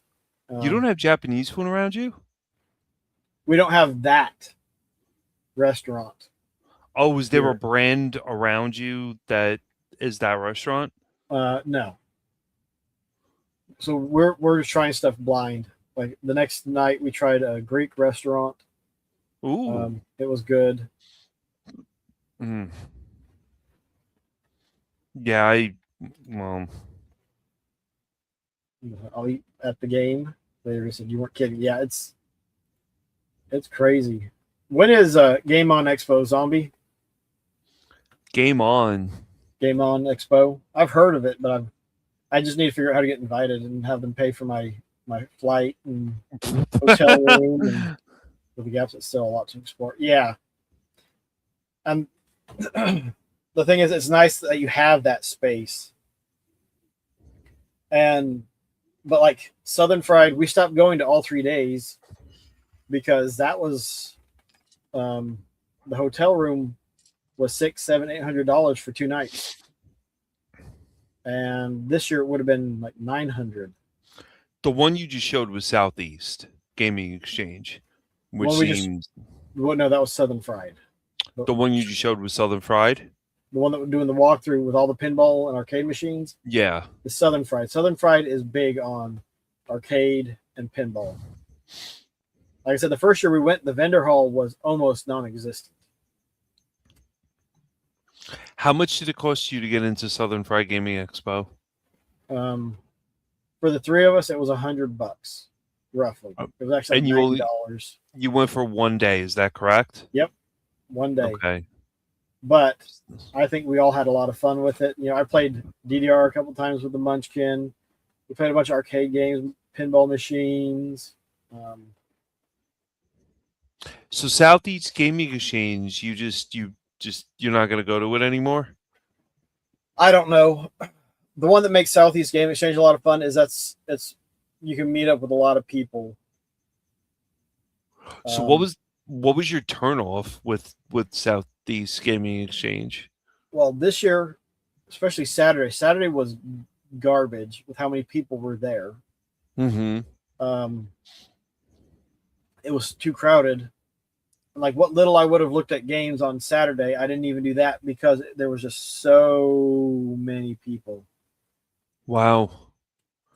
So basically, it kind of sounds like you had a minor better experience than I did.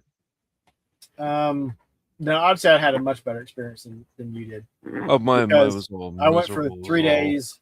Friday was okay. Sunday was okay. Saturday was it was horrible. You got to park out in the boondocks. They needed, in my opinion, what they need to do on Saturday is break up tickets. Like if you want to get in when it opens on Saturday, in between, I think it start open at 10. If you want to get in between like 10 and 1, the price of the ticket is going to be like say $35. If you get in after 1, then the price of the ticket is $20. I did not realize this until today, but the guy at the store where I press charges on for what he did was actually following me. He works at that store still, and he was following me around the convention. My friend took like a bunch of video, and he told me today What's up, D-Dubs? when we were talking on Teams, and he was like, yeah, he's like, watch this video. And the guy who I pressed charges on was following us around the convention hall, around the vendor thing for the convention hall. You could see him in all the videos. And I said to my friend Gabe, I'm like, yeah, I don't think we're going back there anymore like next year. Like we're not doing that. It was really weird. So I mean it's not well thought out, and you really don't like if you compare like these two conventions that you just went to, and then you look at the one I went to. Yes, it's cool. It's in aviation museum. Everything is great like that, but just the size of it, and it's just miserable. Yeah, the thing is, like for Long Island, I can see that it's too cramped. Like it's not packed, but the area where they have stuff is too cramped. There's not enough space between the aisles. So if you have more than 3 people trying to walk, like it feels slammed. They did I went to, now the thing is, here's the thing. I went to a pop culture convention there. And it was like a retro pop or pop culture something, and they had a DeLorean, and I took pictures in front of it. And my son went with me. It was not packed at all. And they had video game vendors there, but toy vendors and other stuff. And it wasn't really packed. We got to take a look at the DeLorean, take pictures, went upstairs, played some arcade games, went downstairs, walked around. It wasn't bad. I don't know why LI Retro is like this.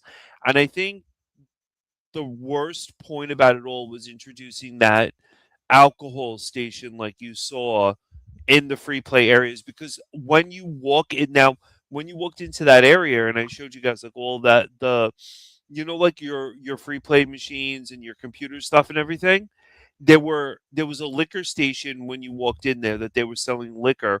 Then there were 3 other liquor stations around that area that you could buy liquor. See that having liquor at those events seems really strange because for one, I don't know, maybe it's just me, but these are kids events and not necessarily the best thing to have.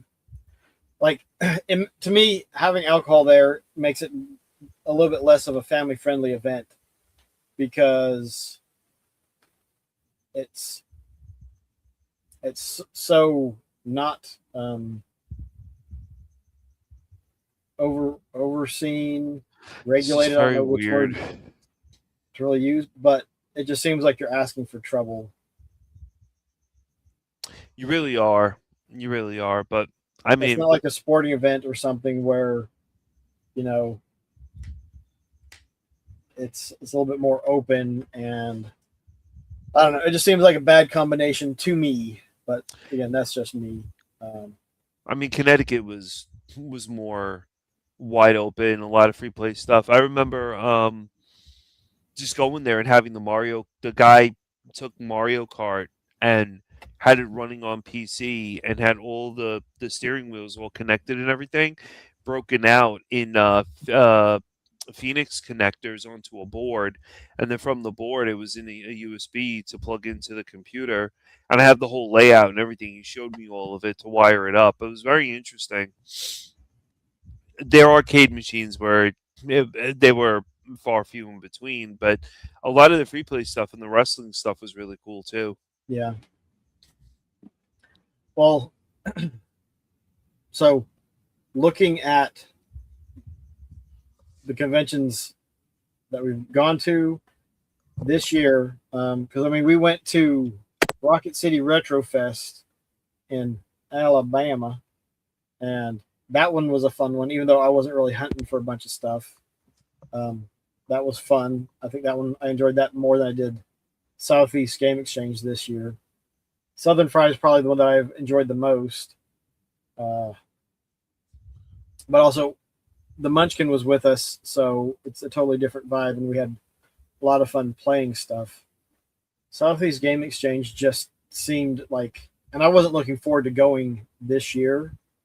And if we hadn't found hotel rooms for about $100 a night, we probably wouldn't have gone at all. Wow.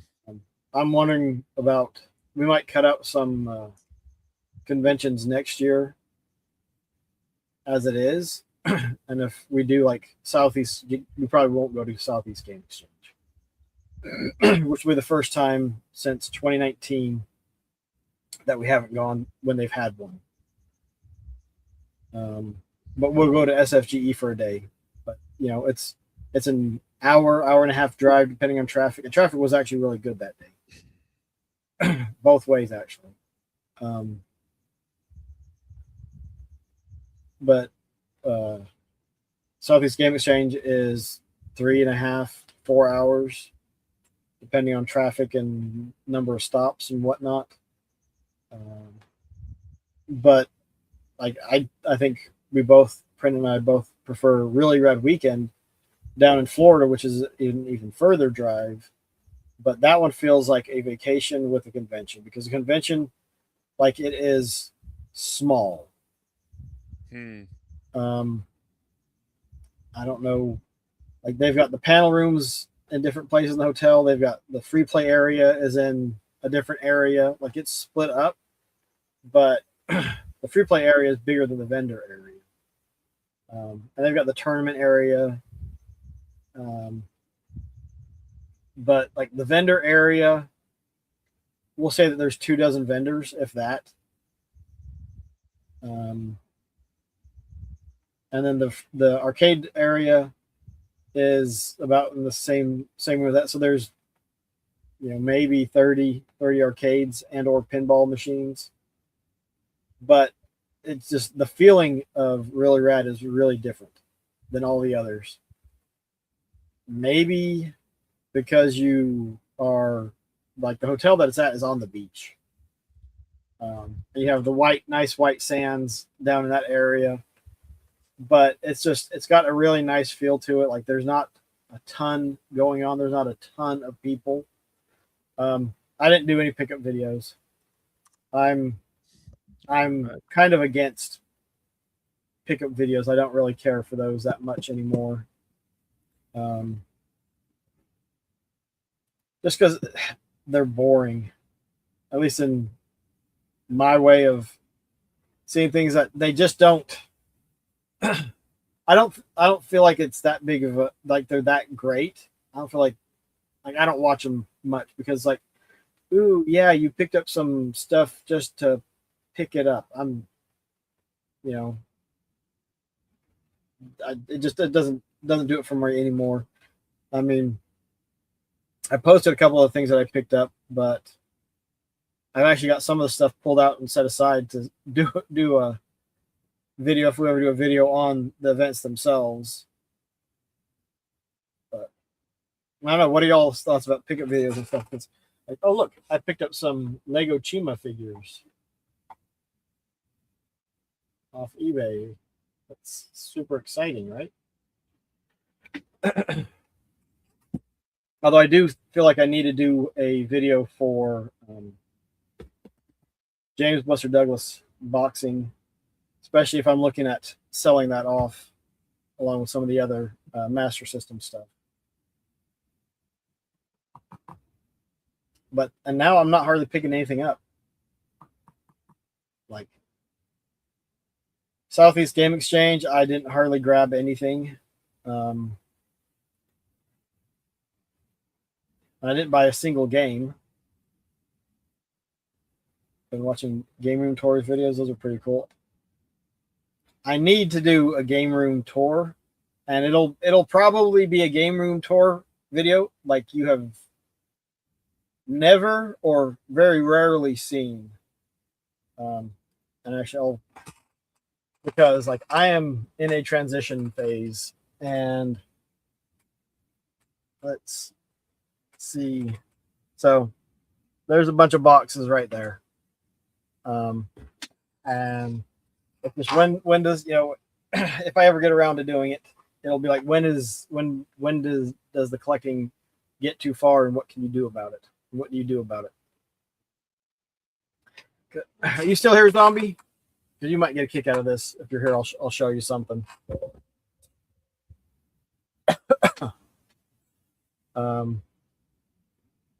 But like I'm just at a point where I've got to start letting stuff go and getting rid of stuff, just because I've, over the last, I'll just say 40 years, because I've kept so much of the stuff that I had when I was a kid, but the stuff that I've amassed over the last 40 years, like it's gotten to be too much, and now it's actually impacting, it's impacting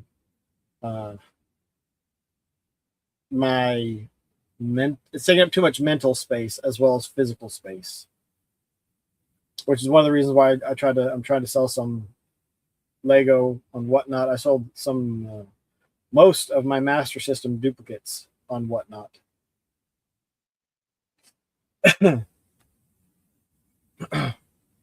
So it's been interesting, but because I collect not just video games, but toys, action figures, Lego, it adds up quickly. And actually, you can see there's the Mega Block, or actually it's the Mattel Brick Snake Mountain from the new movie.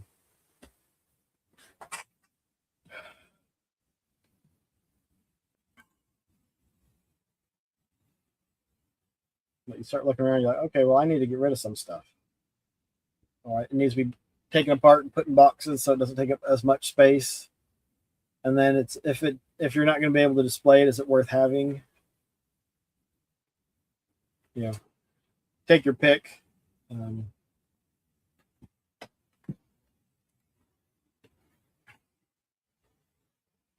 So I am back.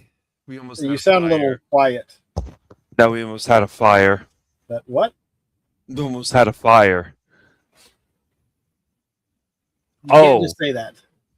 So one of the spoons fell off and fell down on the dishwasher. You know where the dishwasher thing spins and the water comes out?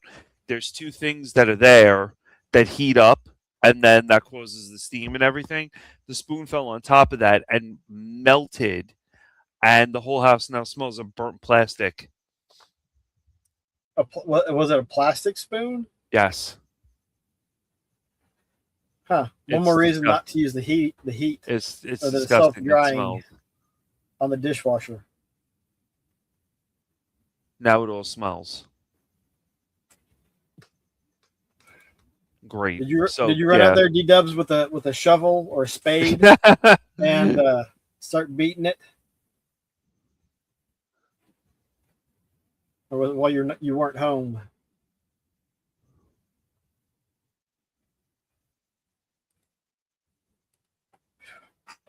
Yeah, cut up some apples and leave them out, and that should help with the smell. If you can close off that room, close off the kitchen from the rest of the house. Yeah, it smells so bad. Yeah. But I mean, whatever. I think the big thing, going back to the gaming conventions, is what are you expecting to get out of that? I just want to go to meet people and talk to people, and that doesn't happen. That's crazy, Drake, or not Drake, D Dubs. But meet up with who? Just people in general, like other people that are into gaming and retro. And so with that, all it is you just start talking to them.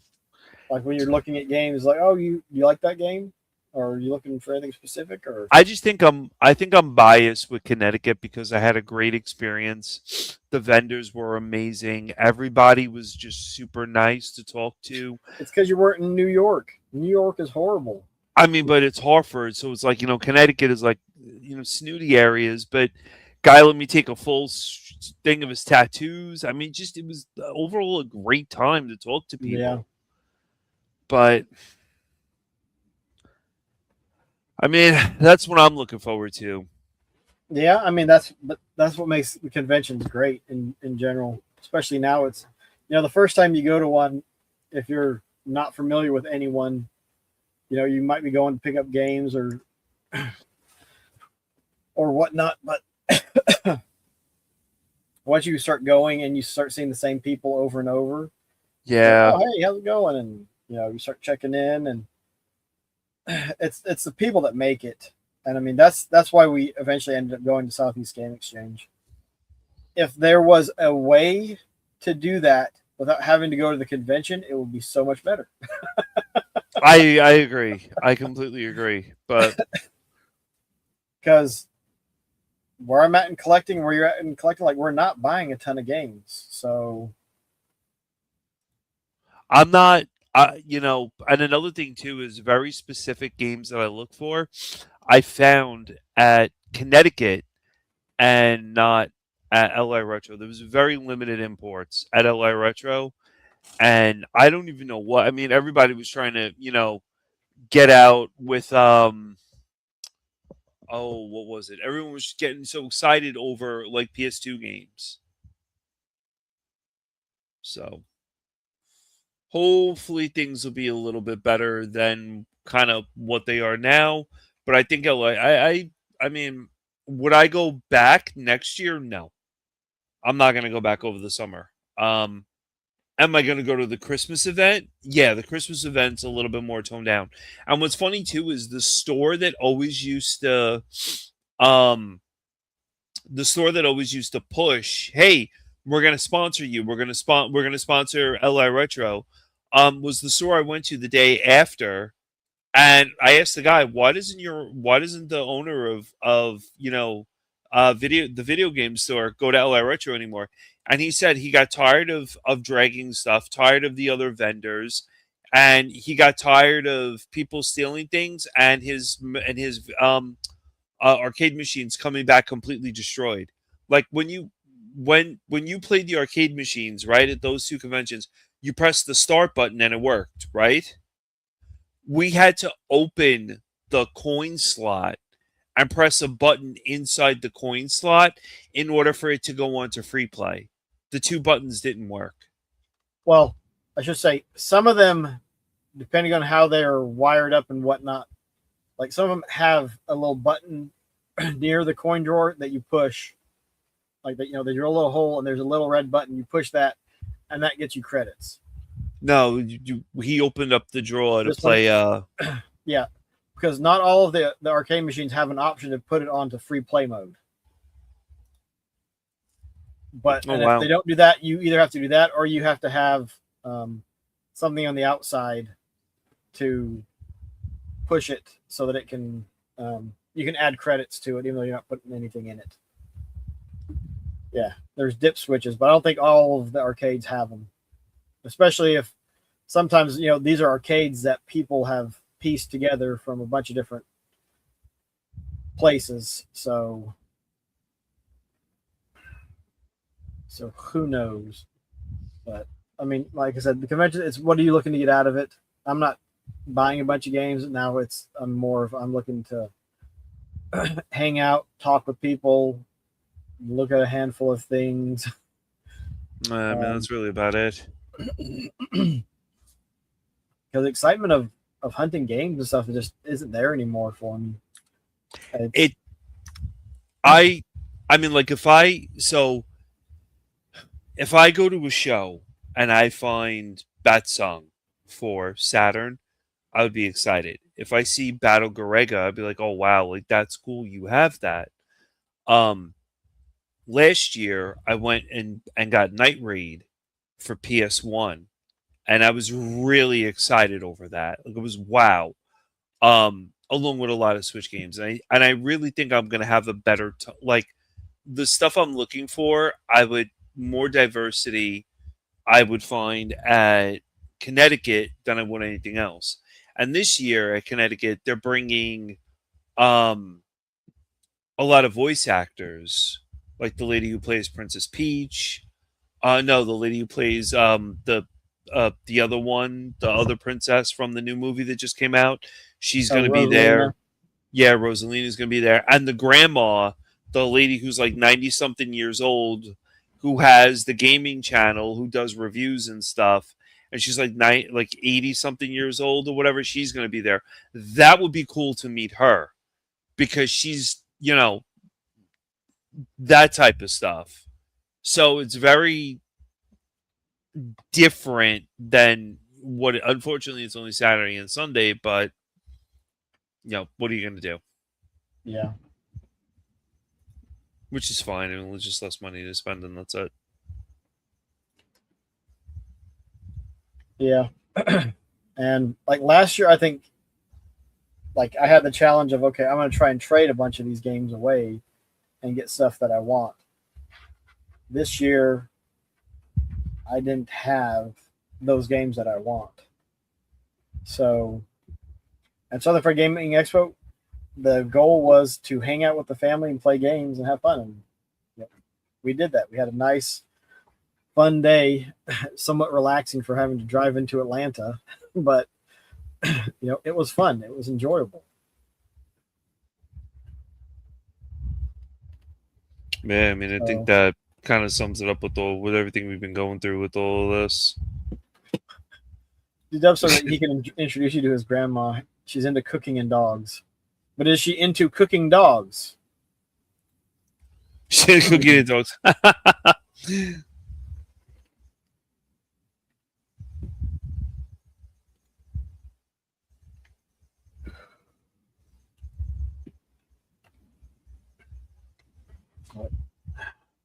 Yeah. And hopefully we can hook up at a convention at some point. Only hot dogs. I'd hope we could all. I mean, it would be. I mean, it would be nice if you bring up. I mean, I'll share my screen just to show this.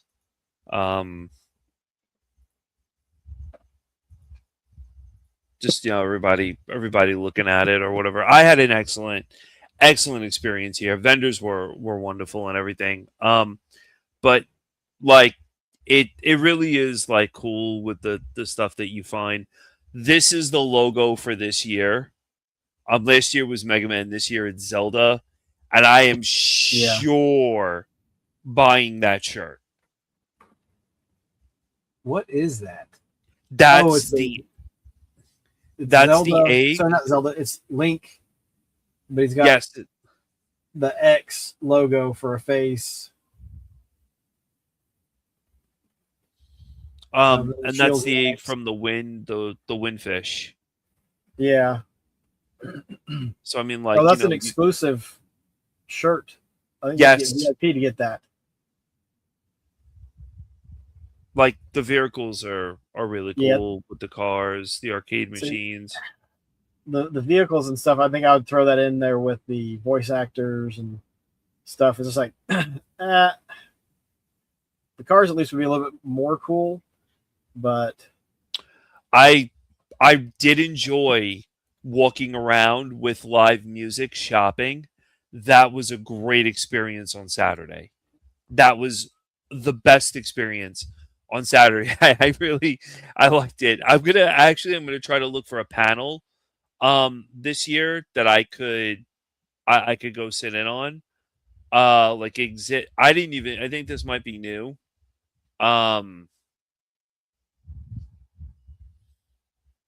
But yeah, just like guests. The guy from Halo.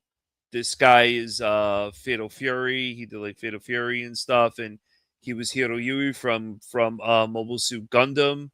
So he was the voice actor. So what I'll do is I'm probably gonna get my Gundam stuff, go there and have him sign it. I'm not gonna have him sign anything Neo Geo wise because he didn't do the voice acting for that. But she was there, and she was Princess Rosaline for the games. So I mean, they try. Him, I'm interested in meeting, the angry video game nerd. the So, only one at Southeast Game Exchange oh, it that opened I up was a interested in separate meeting window. in was the Critical Drinker, and I met him. I went and talked to him for a couple minutes and just chatted. Nerdrotic was supposed to be there, but I guess there was some conflict of things going on, so he wasn't able to be there. Which is weird because it's a gaming convention, and Nerdrotic has like almost nothing to do with. Like, he's not a gamer. And Critical Drinker is somewhat. So Sean Powers I met at retro really rad weekend last year. He seemed like a cool guy, although he's got he's got quite a catalog of games. But he's one of the main Really? people that spoke well of Expedition 33, which is why I ended up getting it. See, now that's cool. So that's cool. But yeah, this is everybody's going to be there. This I'm very very much looking forward to. Very Who's much that? looking forward to. Tim Clark. He worked on puppets for the Dark Crystals, Sesame Street, The Muppet Show, and Fraggle Rock. Oh. Building puppets. And I have a Dark Crystal DVD, and I'm going to ask him to sign it. This guy I'm very much looking forward to. And I also have Boglins. He was like known for, creating like the Boglins in the 80s. I have a Boglin I'm going to ask him to sign as well. Like very, very amped about that. That's really kind of cool because remember he worked with what is it? I can't believe I'm drawing a blank on Jim Henson? Yes, Jim Henson and Brian Henson. So this is like the closest thing I'm going to get to meeting a Henson. So there's like a band, like the orchestra comes in. It's interesting. I mean, it's well put together. I mean, again, I'm a little biased, but the wrestling is pretty cool. You know, But yeah, I mean it seems like it's going to be kind of fun. Not this year, but next year I might actually want to volunteer to help out and have them set up stuff. So I talked to Grace about that, and she was laughing. She's like, "You're really gonna do that?" I'm like, "Yeah." I'm definitely gonna do that. I'm definitely going to look to see if I could volunteer or do something to help them out or whatever. But it's interesting. It's a cool show. I'm looking forward to it. It is 1, 2, 3, 4 weeks away.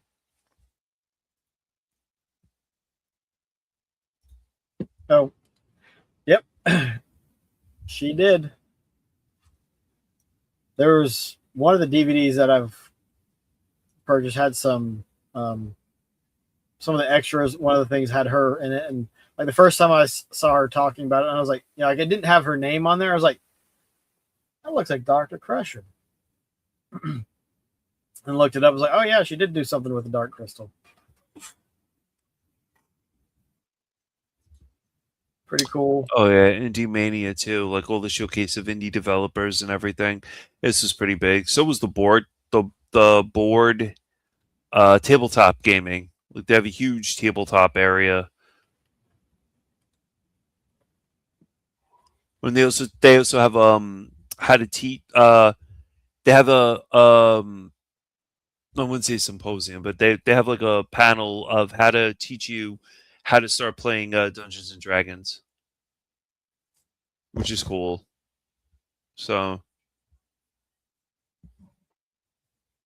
but yeah, that's retro Retro worlds. World Expo. Uh, Hartford, Connecticut, and it's the 12th and 13th. So, yeah, I mean the 12th and the 13th. So I mean, really, it's the whatever that day is, Memorial Day, whatever we have is on the 7th, and then right there the 11th, the 12th and the 13th. There usually was 3 days because I went 3 days last year, but now it's only two, and I'm okay with 2 days. Like I'm kind of happy with that. I'm not going to complain and rush and say, oh, like, Friday we got to get there. And so it's nice. Like probably Friday night after everyone gets home from school and, everything, eat and then leave like Friday night, get a hotel Friday night, and then Saturday morning, wake up, go and stuff like that. And then I think probably Saturday night, come home, or Sunday morning, wake up and go there and come home, whatever. I mean, whatever it is. It's only like, I think 2 hours away from me. 3 hours maybe, but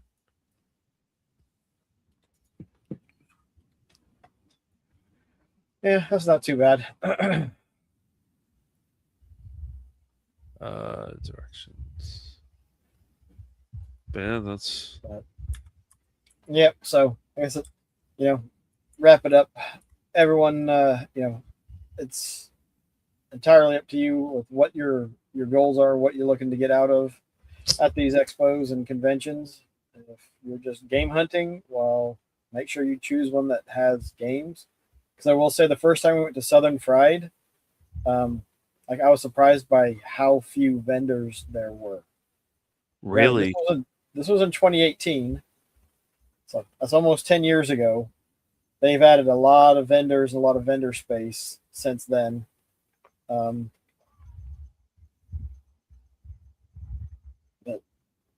yeah, I guess figure out what your goal is and how much is it worth it for you to get in to be able to try to accomplish those goals.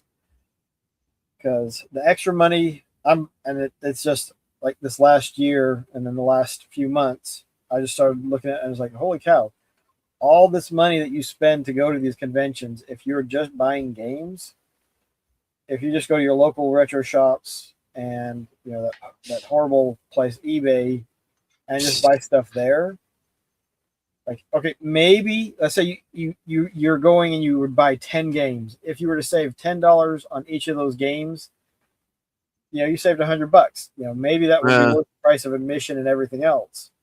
But what are the chances that you're actually going to save that much money on that many games? That's true. That's very true. And so it's because it was like, oh yeah, you go to the conventions because you can find stuff for a good deal. Well, maybe, but you're gonna have to find a bunch of games, or you're gonna have to be hunting for a bunch of games to make those numbers match up. If you're coming from a distance, if you're local, it's something different. You're not going to be spending nearly as much as someone who's coming from way out of town or out of state. It's only 2 hours and 10 minutes away from me, which isn't bad. I mean, I could do that drive.